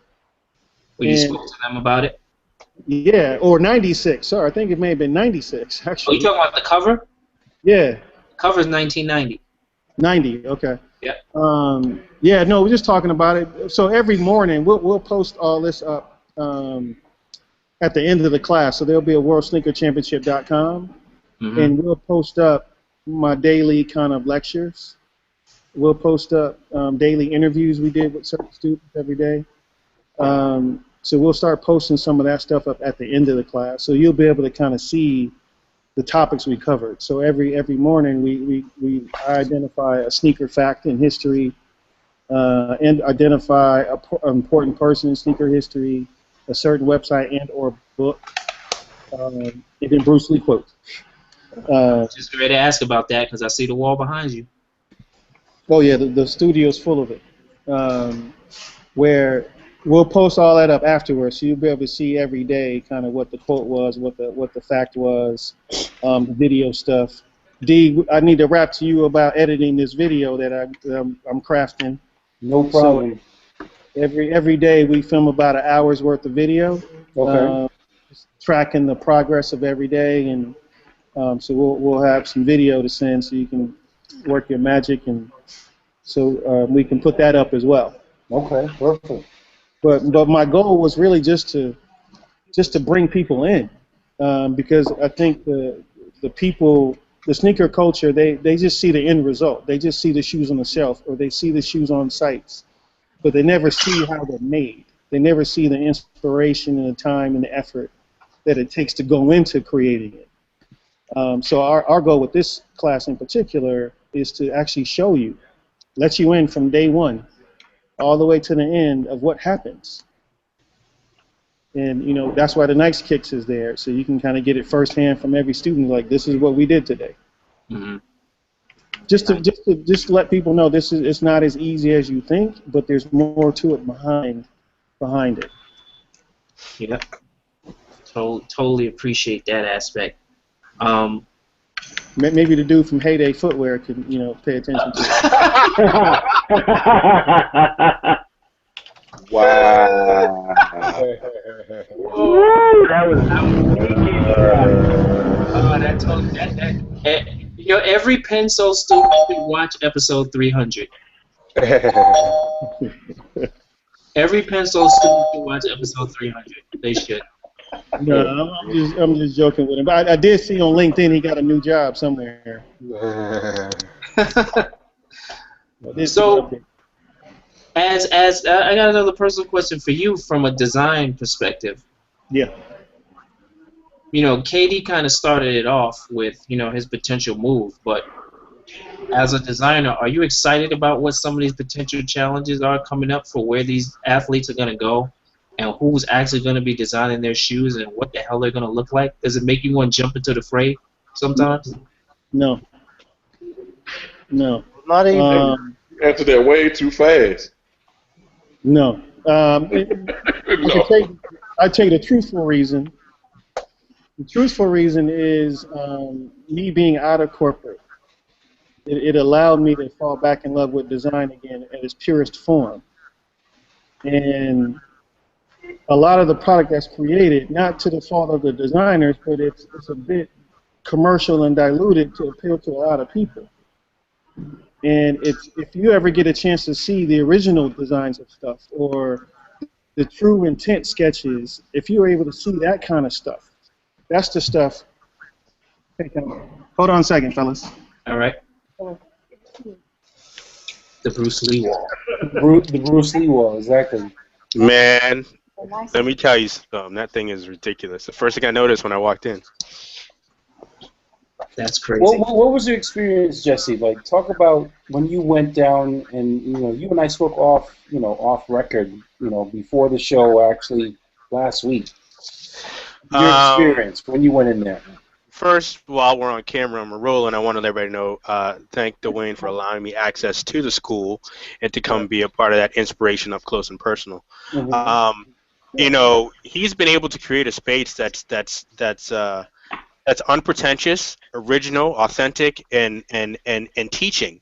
Everything there, everything you see, the things you can touch, the conversations you have with people. There's something to take from them that you can take home with you that's inspirational and it can help you be a better person, not just a designer, but a better person. I was able to go to one of Dwayne's lectures here in Portland to professionals, and that's one of the questions they asked was, how do you tell a kid no? And Dwayne said, well, how does their mom tell them no? You tell them no, but then you explain to them how they can become better. And so when I was there and I saw these kids, there's an excitement and a glow in their eye because they're around someone that's going to tell them the truth. It's going to help them progress, and it's going to help them understand what it means to be a complete person, not just a designer, but a complete person. So he shows them all of the facets of the business, and this is where you fit in, but this is what you have to know, and this is what you all should know. It's an amazing place, and I think that's why it's resonating with people outside of footwear, because for all of us on this show, footwear is much more than what's the next release next week. And it's important that we try to get avenues and platforms to share that with the greater community out there. There's more to it. There's design, there's teaching, there's learning, there's building, there's intent, and what happens to that intent once it gets to the marketplace. When you expose those things and you get a transparency to it, you get to get a better respect for what the craft is. So a lot of good stuff happening there. Amazing stuff. Nice. All right, sorry, fellas, I had to say goodbye to somebody. So you were getting back to answering the question about why you're happy you are not in the fray with this craziness going on right now. Only because I think I would want to do things a lot more pure to the intended purpose than I would probably be allowed to do.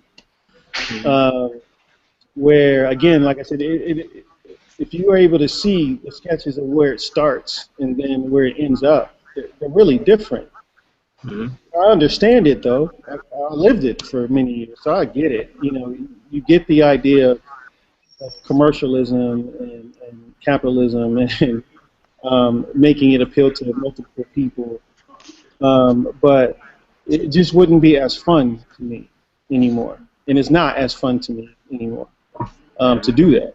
I would much rather, you know, like there's a lady here in Portland that she's a chiropractor, and she came to me because one of her legs is shorter than the other leg. And a lot of her patients have the same problem when they have hip replacements, where, you know, one leg becomes shorter than the other leg. And she needed my help to design a sandal or a shoe that had lifts in it that could level people out. So they can actually walk normal again, you know, without a limp or, you know, without having additional bone issues in the good hip. Where doing stuff like that gets me more excited than trying to do a shoe for, you know, another basketball guy or another athlete. Even though I still love that idea and that concept of creating, but I want to create more purposeful product if I can. Where it just doesn't excite me anymore. Me personally, it doesn't excite me. It doesn't make me want to jump in. You know, I was telling the students when I left Jordan, I didn't take anything with me. Like, I left sketches, everything. I didn't take anything with me just because I didn't even want to tempt myself to go back. Really? I didn't even remotely want the idea of going back to be a possibility. Now, I could go back if I wanted to. The door is still open for me to be, you know, with the brand and in the industry if I chose to, but I knew that I didn't want to go back. I knew I was done. And it's like, you know, walking across, you know, it's like walking across the bridge and you cut the little cord to the bridge and it falls to the other side. That's what I felt like it was. Now, I know if I had to go back, I could. I'd figure out how I'm going to get to the other side of the bridge, but I knew I can go back if I could. I just didn't want the temptation to want to go back. Got you. I thought you were going to say because of what I got on my screen. Oh, man. Come on now. Stop it. Let's be honest. D, when you first saw that picture, you pulled the scene out of Boys in the Hood. When he walked home and got in the house after his boy had been shot, yeah, he started air punching. I pictured you doing just that. Yeah, dude. Yeah. And I was with you because I was like, no. I'm actually more sad for the designer that had to do that. Okay. Because somebody did have to do that. Yeah. That was not their idea. No, and they were forced, right? Yeah. Didn't you say they were forced to do that? Okay. That's exactly what I thought. They had to be forced to do that. Yeah. I do not think anybody in their right mind that would carry the title of designer would actually be willing to do that voluntarily. What do you mean? It's the Future Flight remix. Come on, son. It's the remix. Diddy made a living off of remixes. Wait. First of all, wait. So Dwayne, is that strictly brief right there? Wait, hold on. So isn't Future and remix or oxymoron? Like it hasn't, because it hasn't happened yet. How you gonna change? Hey, that's like an expert, right? An X is this for what? X, past tense and little drop. Dwayne, you trying to be too logical, man. Didn't X-Men just make a movie called Days of Future Past? Come on, son. That's a good point. All right. See, I'm thinking too much, man. That's why I don't belong. Thinking too much. I don't belong there anymore because I think too much. Yeah, you know. Well, paper. You know when this came out, and we had it going in our circle, and now we see the Spizike being retroed again now. Yep. You know something's wrong. Spizike is back again. Exactly. With Spike on the back or not? Is that with the good material or the bad material? Spike is going to be on the back, and the 40 Acres logo will be on the back. On the back. Yep.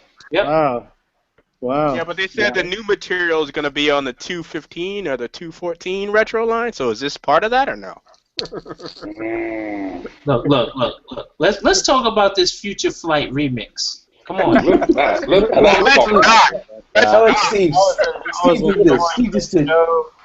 I was enjoying the show. Let's not talk about that. All right, fine. I'll take it down off screen, bitch. Man. You just solidified Dwayne's answer, I guess. You make me want to go bounce again. But it's also a problem. Right. He wants to go bounce again, but this is Dwayne. This is your fault, you know. No. I want to ask Dwayne. Actually, you know what? Hold on a second. I hear you, Konoma. Actually, I was talking to a guy earlier today about there was one shoe that changed the course of sneaker history, both at Jordan and at Nike, specifically around this concept of fusions. Yes. Dub Zero. Yes, it was. Yep. That one shoe completely changed everything about. Wasn't that the throw off shoe? Wasn't that the design that was supposed to throw the culture off, like completely left center to look? That was the fake 20, dude. That was the fake 20. Okay. But that one shoe has destroyed sneaker history. Man. Wow. It's funny because I always thought it started with the Spizike. I heard they're coming. Dub Zeros, man. Dub Zeros did it. Zeros coming back. Repeat that? I heard Dub Zeros are coming back. Why? They didn't say it when they were out the first time. I'm telling you, man. I remember being at Nike Town. I was at Nike Town in Boston when those came out. And I remember being in the store and hearing about that. And I was just like, what the hell is that? And everybody looked at me like I was crazy. And they were like, you ain't getting it? I'm like, no, I ain't getting that. Are you crazy? No, I remember being a buyer and them making me buy that if I wanted the rest of the retros. I remember that. That's what I remember. They were like, listen, if you want the retros, I'm going to need you to go ahead and get this. And I'm like, D, who designed the Dub Zero? Mark Smith. Yeah. Okay. Why did he design it? Like, was it truly the conversation? I mean, if you can share it, great. If you can't, I understand. Was it? There was so much attention being drawn to the 2000. It would have been the 23. Yeah. Well, you know, it was back then. That's when they had the sneaker paparazzi. You know, and you know, it was like who can get the photo of the new Air Jordan first. Okay. And it ultimately came from that because they were leaking left and right. I mean, it was always leaking from somewhere, and no one took claim for it leaking. So it would always leak. So the idea was, all right, what if you create a commemorative type fake decoy shoe to make people think that because it had mixes of different Jordans of past, that they would think that this is the 20 because it's the commemorative year. That's where it came up, and it was just purely a freak. It was like, okay, let's throw this out there and leak it ourselves and try to throw people off a little bit. So it was the ultimate joke that backfired. It was the ultimate joke that did backfire for the whole industry. Well, not just that, but it did it for retail too, because I know a lot of customers, a lot of heads were looking for that 4 with no promise of the 4 coming back. So a lot of people jumped on it just for the midsole and outsole. True. That's true. You're right. You're absolutely. I mean, at the time, you know, we got it. I mean, we totally understood it. We just didn't think it would happen that way. We didn't think that what happened would happen. Right. And it created a whole different category. The same conversation I was having with the guy, actually, got from ESPN today. I was talking about how Michael Jordan has changed the course of NBA history and sneaker history. If Portland would have drafted him, it would look different. It would look, yes. Yeah. And if he would have signed with Adidas, it would look different. Mm-hmm. The entire history of the sneakers would be different. Totally different. I heard a real interesting story from my aunt and uncle who got to know Jordan's parents really well. And supposedly the story goes, it was because of Jordan's mother, Dolores, who encouraged him to take the meeting with Nike. And because he really wanted to say, no, I just wanted to sign with Adidas. And I mean, we heard similar? No, that's the truth, dude. So first of all, your mother don't encourage you to do nothing. She makes you. Yes, okay. Let's just clear that one up. You don't get any encouragement from no mothers, okay? You do this or you're gonna be in pain. All right? And you pick the weapon that you choose to be in pain with. Oh, damn. Old school. Yeah. Pot spoon. But no, that actually happened twice though. He did from the stories I've heard that yes, if Adidas would have offered him a couple, actually probably a little less than $100,000 more, he would have signed with Adidas. Wow. He didn't even expect Adidas to match the Nike offer. It was just like come close. Yep. And then the second time was after the 2, that's when he wanted to leave, and that's where his mom really kicked in, where she was like, no, you signed this contract, you honor that contract. Mm-hmm. That's also the same reason why Michael never renegotiated any of his contracts. Mm-hmm. He was underpaid the majority of his professional career until the last 3 years. Yeah. Where he got those $90 million in the last 3 years. Yeah. But it was because he signed a contract, and he grew up with that moral of, well, you have to honor that you have to honor what you agreed to. Yeah. Yeah. Now wait, you're not off the hook though. How does that? Go ahead, D. No, after you. We're gonna get on the KD talk again. I don't want to go there right now, so I'll let you go. Yeah. So D, you just said that you left all your sketches behind when you left. Yeah. So we got more madness coming. They stole the booty from your 22. What other shoes they gonna steal the booty from and slap on? Oh man. Why you ain't take the sketches, bro? And at least just be like, fuck your couch.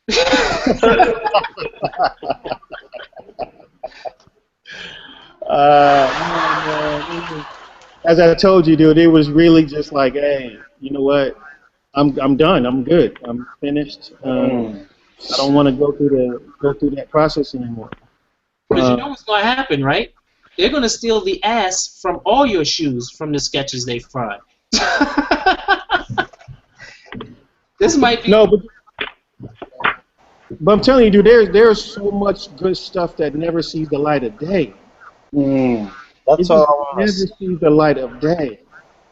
And it's just maybe some stuff is ahead of its time. Like, quite honestly, Justin Taylor, he did a version of the Air Jordan 2008, like about 6 years ago.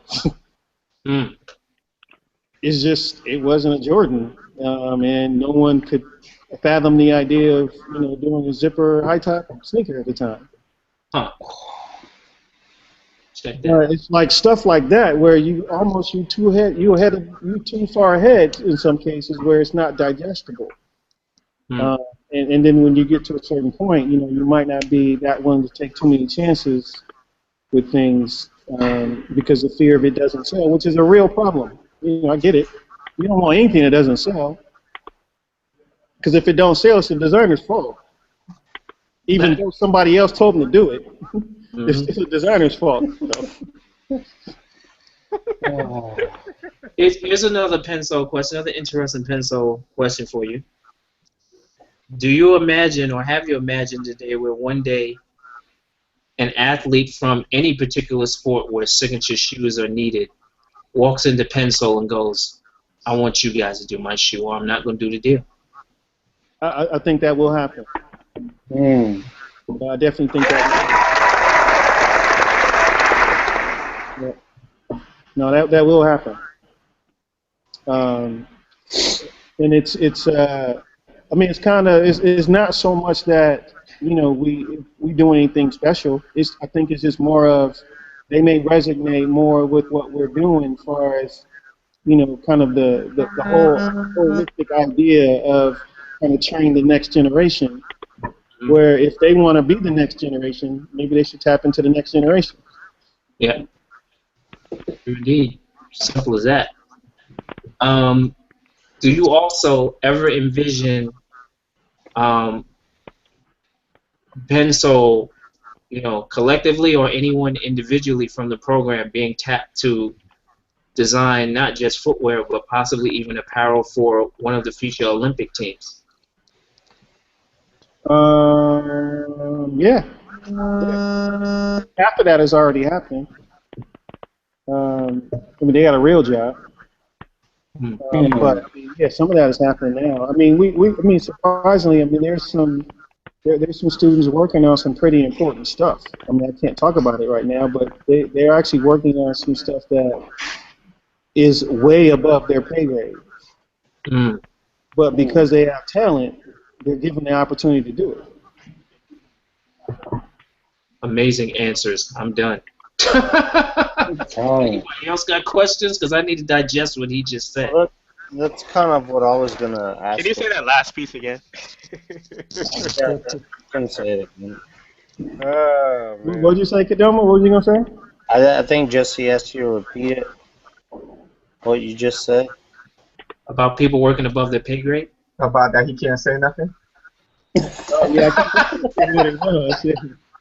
About the fact that he said they're given the opportunity to do something above their pay grade because they have the talent. Let's go. This is a talent-based business, man. Actually, we just had this conversation this morning too. One of the students asked about that. It's like one of the things I told them was, I said you should never be in a position where somebody's going to take your spot. But you should be trying to take somebody's spot. But nobody should ever take your spot.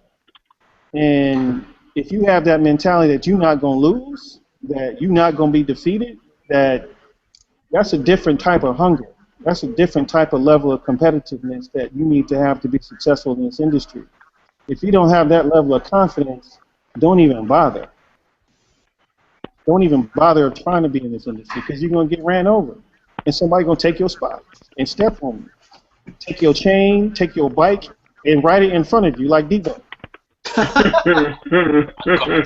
Got your bike. Man, he gonna cry when he get in the car.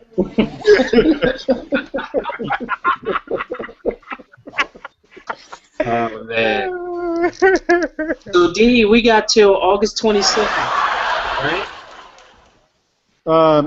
Actually, we announced the finalists on next Friday, the 15th. Okay.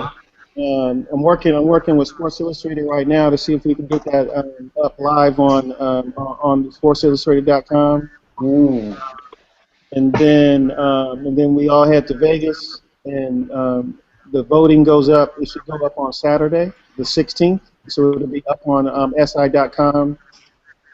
So you can vote on there, and then we'll announce the winner on probably the 20th or the 19th. What are you guys doing in Vegas? Huh?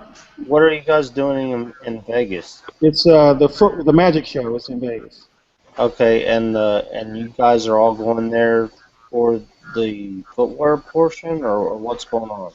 Yeah, we have a booth. So I have a partnership with the show itself, and it's partly for them to see that this industry is bigger than their local mall.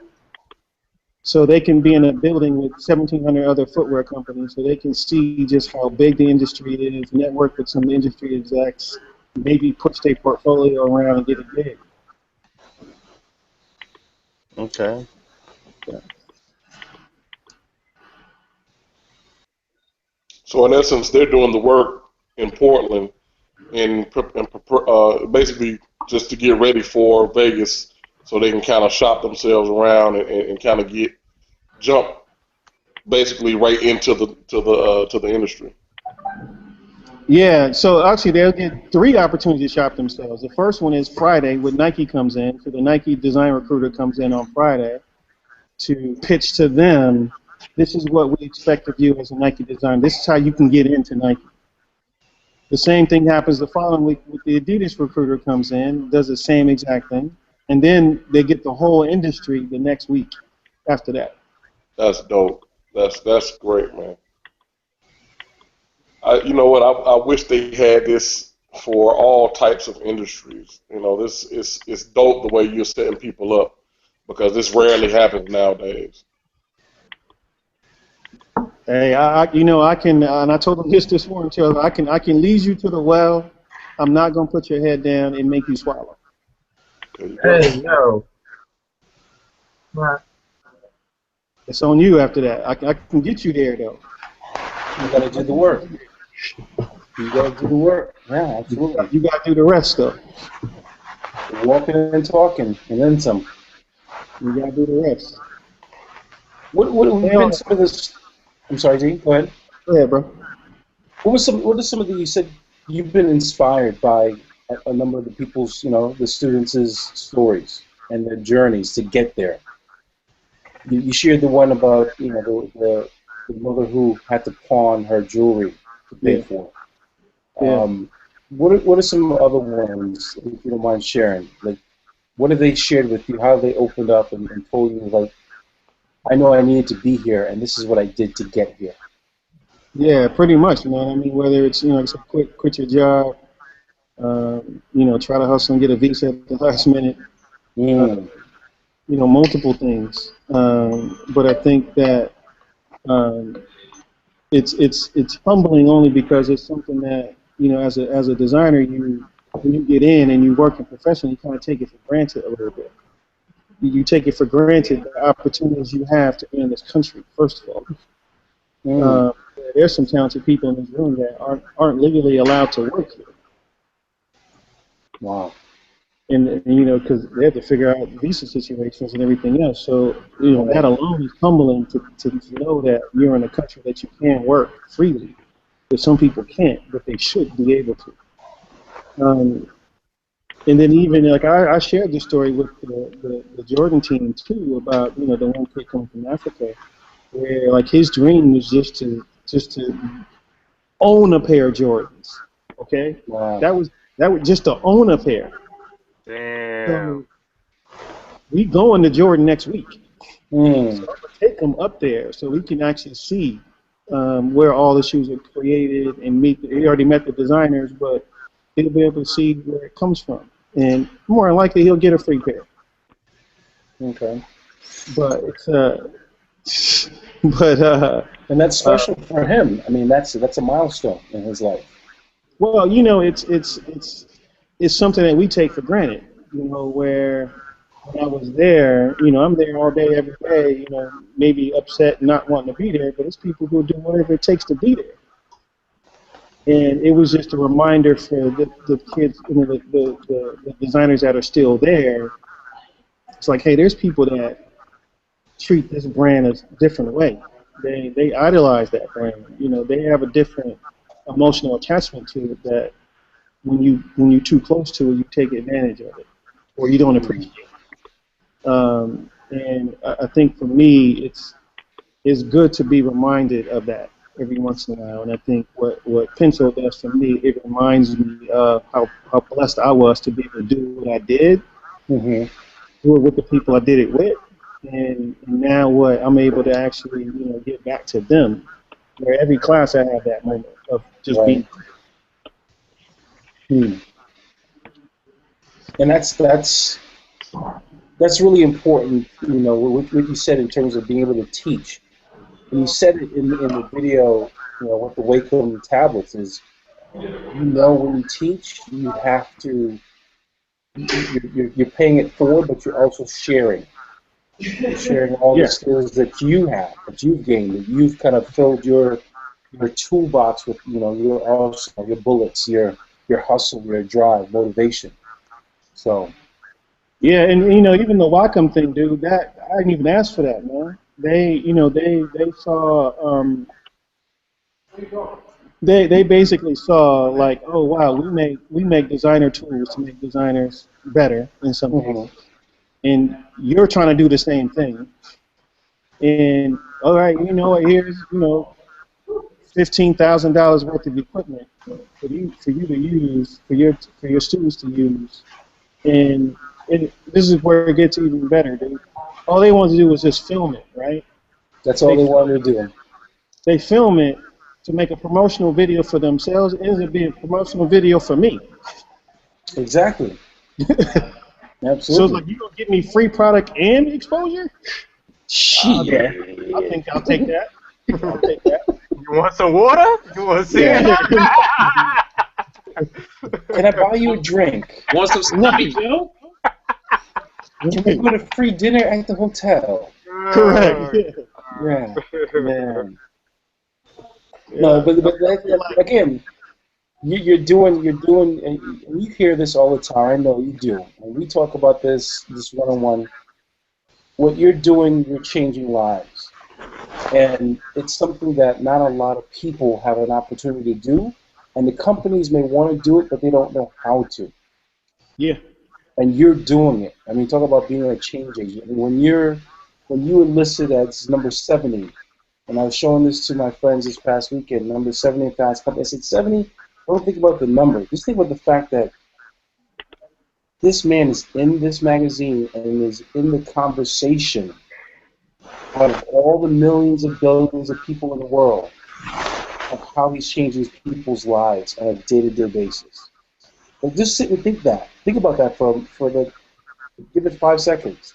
When you sit and think about that, you are truly the epitome of a change agent.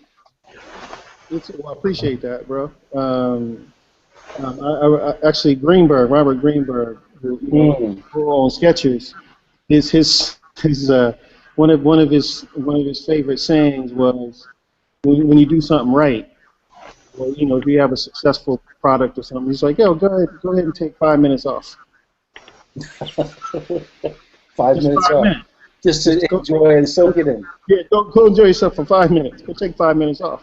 And I understood what he meant. I even understand it even more now, where it's like, if you spend too much time celebrating, you're gonna stop doing it. And so for me, it's like, all right, I'll take that 5 minutes. But then I was like, all right, that's 5 minutes I lost. So I got to figure out how to get back, because I'm always trying to move forward, and celebration is moving backwards. But I think you have to learn how to take a moment to pat yourself on the back for a moment. But don't celebrate and wake up in somebody else's jail cell.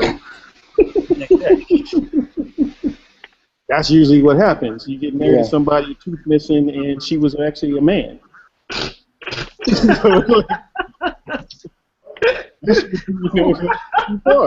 What? Oh, man. You end up in Bangkok, literally. Right, exactly. It's like you was awake in Portland, you wake up in Bangkok. Yeah. Like, how does that happen? How does that happen? True. Man. Oh. Still tripping. So what's the next? So the announcement, you said, repeat those dates for us and for the viewers. The announcement of World Sneaker Championship you said the next Friday? The 15th will be the final. Okay. Finalists on the 15th.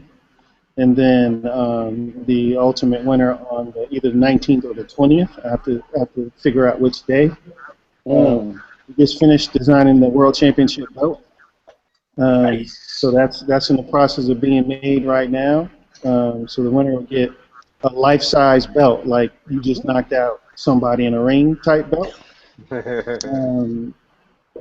So we're just finished that up. It's being made right now by a good friend over at Danner Footwear. He's banging out the actual belt itself. Wow. So we'll actually have the belt on display next Friday. So you'll get a chance to see a picture of it. Damn, I can't even pose with the belt. I can't even do the double check. Like, throw it over my shoulder. The double check. Throw it over my shoulder like Dusty Rhodes or Roddy Piper or something. Stone Cold Steve Austin. Damn. No Stone Cold action. I know, right? That's gonna be good. Can't wait to see this. I can't wait to see the belt. Exactly. Yeah. Man. It's probably gonna be the type of thing that can't clear customs. It will not be able to clear customs. Yes. Yeah. It might need to be shipped. Yeah. Why are you walking through the airport with this? Who are you? Yeah, exactly. That's when you get hit with the belt. Exactly. Yeah. Oh man! All right, so DE man, thank you for the tour. You've done a lot with the place. Yeah, we decorated up a little bit. Can you hear me all right? We still got a little ways to go. Dwayne, yeah. I just wanted to say a couple weeks ago, man, appreciate you letting me poke my head in and disrupt class a little bit when you were just getting started. That was much appreciated, man. It was good to be able to stop by. Yeah, I'm glad you were able to check it out in person, man. It's a bit deceiving if you're standing outside, then when you walk in. Absolutely. It's a little bit like Arsenio Hall and Eddie Murphy spotting Coming to America. When they had that appointment. Don't worry, D. I made him stop and appreciate the outside. Oh yeah, I was loving it. I was loving it. And then he tolerated me using it as my hub while I was in Portland. I had anybody and everybody meet me at PENSOLE. There you go. That's home base. That's home base. Come on. No doubt. It was HQ. Ain't gonna hurt nobody. No, he's not. Okay. So D, we want you to come back though towards the end, of course, when it's in the thick of things, and possibly while you're in Vegas. I'm assuming, if possible, we can get a snapshot of what's going on there if we could logistically make that work too. Yeah, we'll make that work. Because that's. Are you gonna be in Vegas once again, D? Vegas is the 18th through the 20th first. Okay. All right, 18th through 21st. Man, I might have to have a film crew out there. Yeah. I might be out there. All right. Yep. Don't be out there. Didn't do anything. So, parting words for our guests and disorderlies who are watching around the world. Oh man, I don't know about any parting words. John, Dwayne? Huh? You're the real MVP. There it is. There it is. There it is. Hey, it's a wrap. Hey, I'll trade that in for that $30 million, man. Oh, I heard it's 130 million now. 130 mil? Hey. 30 mil, 10 years. Show me the money. You said, that's what I heard too. 30 million. Supposed to shed a tear right now. He said you're the real MVP. Supposed to shed a tear. You the real MVP. I appreciate that. Give me the check. I'll take that. CTC, there you go. Exactly. See, with the check, I can actually employ more people and I can retire. Man, you know the game is in your veins. You ain't retiring.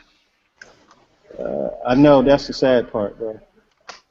That's going to be PENSOLE Brooklyn, PENSOLE Boston, PENSOLE Texas, PENSOLE Detroit, PENSOLE Inglewood. Yeah. It's happening. We'll make our way around.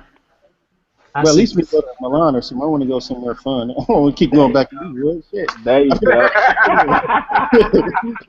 There you go. Let's go PENSOLE Dubai. Let's go Dubai. Oh, shut it down. Come on. PENSOLE Argentina. Uh-oh.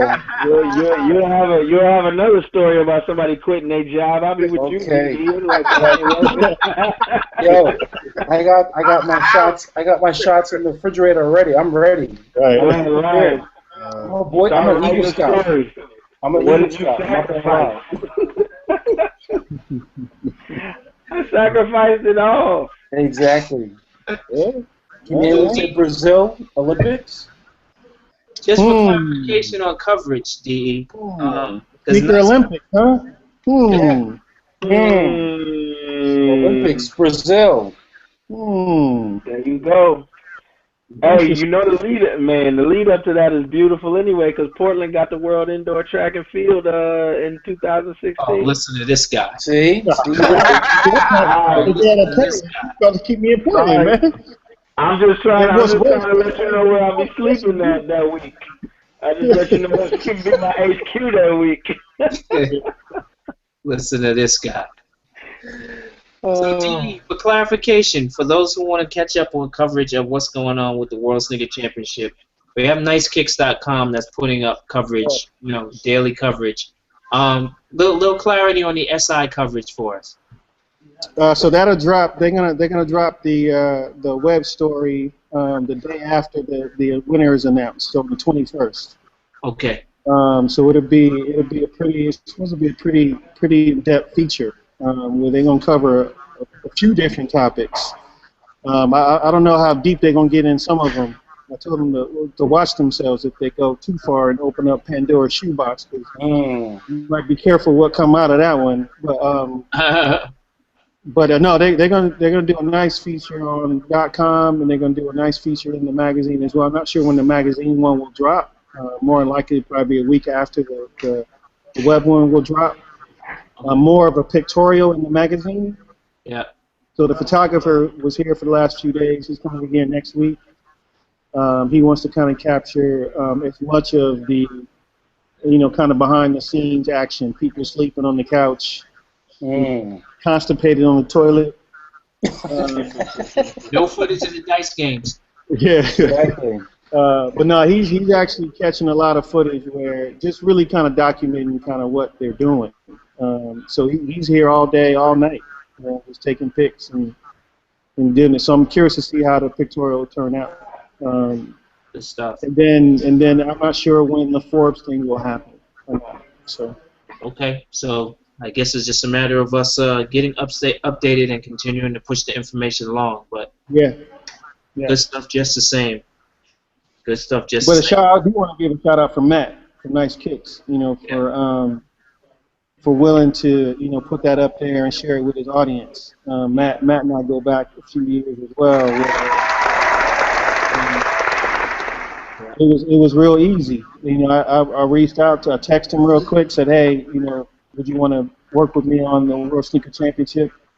And he was like, I got an email back and a phone call later. He was like, yep, what do you need? What do you need for us to do? And it was as simple as that. And I like doing business like that. I don't like having 85 meetings to have another meeting about what we should do. Exactly. If it's a good idea or not within the few first seconds of the conversation you're having. Yep, absolutely. And let's just go ahead and make it happen or not. So no, it was good. It was good. And so the students are powering it all, dude. So they basically every night after they finish from here, they go home and write the blog and send it up. Now I want to see if day 13 they happen to mention Sloppy Joe. Yeah, that's a good point. Yeah, I'm curious if they caught the dude from China trying to eat it with chopsticks or not. On that note, he said with chopsticks. Are they doing a live vlog right now on their own at night, or is this after everything's done? It's at the end of every day they post it up. Okay. Where can you see that? It's Nice Huh? Kicks. It's on Nice Kicks. Nice Kicks. On Nice Kicks. Yeah. And actually, Nice Kicks is actually they actually have a tab that's straight Pensole, so it's Pensole everything. So it's the easiest way to get to it if you want to go back and read some of the backlogs. It even breaks down some of the teams and things of that nature. So they're doing a really good job on there, though. Yes, sir. They are. Yep. All right, so D, we're gonna let you get some rest if that's what you intend on doing, because you might be tipping over to the hotel to see if there's any sloppy Joe left. No, bro, trust me, I've been traumatized by my mom cooking the leftover meat sloppy joe, so I'm just not trying to do it. No, baby, I ain't gonna be able to do. Here we go. All right, so thank you again, brother. Episode number 315 is really good with you, letting us inside what's going on with the World Sneaker Championships. And we're looking forward to coming back and circling back around with you in a couple of weeks to see the finale. And for those of you who are watching, or you're going to be watching this later, make sure you hit nicekicks.com for some dedicated coverage of all the days. And shortly, within a couple of weeks or so, you'll see some updated information in regards to the Sports Illustrated coverage. So for anyone who wants to find out what's going on with the PENSOLE movement, you can continue to always hit up pensole.com. That's PENSOLE.com. And any coverage still going up on Mesho 1D? No, we'll Mesho 1 we're using as the portal to bring the students in. Mm-hmm. We may collaborate with them on the voting in SI, but for right now it's SI primarily. But no, Mesh has been with us from day one. So they still one of our, actually they are our original partner in the equation as far as fielding all the all the submissions and getting a place where the people send their stuff in. Yeah. Shout out to Brian over there. Brian's still there, right? Yeah, he's still there. It's his company. I hope he's still there. What's up, Brian? Yeah, he's still there. He's still there making it happen. Signal, Brian. All right. So we're gonna let you go, brother. Get your rest. Thanks for coming on, and we're gonna wrap this up. I guess. Mr. Wells. Yes, sir. How you feeling over there? This cold is kicking my ass, but that's all right. I love the conversation. This is one of those shows where 315 and episode 198 people have to watch. And if you don't know what episode 198 is, go to the OSD website, click on the OSD Talk Show tab, and or even on the search, just type in episode 198. You gotta know what 198 is. 300,000 people know what 198 is. Exactly. Mm-hmm. So this is better than 198 though. Totally. So good stuff. Good stuff. I didn't get Dwayne to cry on this one though, so I'm gonna keep trying to do that. Really? The MVP award? No.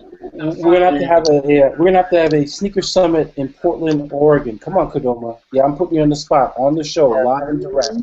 Hey, we already leaked all those designs tonight. We don't need to leak. Come on now. Come on now. I might have to put out a dub zero for y'all. Oh, you heard it here. Episode 315. You mean tell me you're going to create a decoy sneaker summit and invite all the APL staff? Shots fired! Wow. We don't have any shotguns. Hey. No, really? D. Really? I gotta unmute myself on that one. You wrong for that. Why you getting it with the Hunger Games though, man? He didn't even wait until we were off. I'm telling you, he just went straight. Hey, Dwayne, you the real MVP.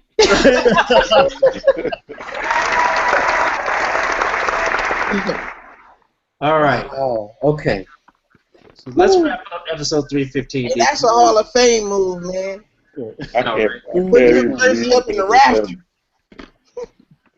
He's going to get bronzed. We got to create a statue of that man now just for that stance. Look at D. What's wrong with him? Oh. All right, let's wrap up, D. All right, man. It's been good. It's 12:25. It's officially Thursday. It's Throwback Thursday. APL, you've been put on blast once again. Once again. So, thank you for tuning in. Obsessive Sneaker Disorder, episode 315. You have OSD. Make sure you talk to your people. Let them know. Every Wednesday, 10 p.m. Eastern Standard Time. Yes, that's right. 10 p.m. Eastern Standard Time. OSDlive.com is the website. Until then, be good. And as always, tell the people that you love them, and always walk good. Y'all be safe. Peace and pounds.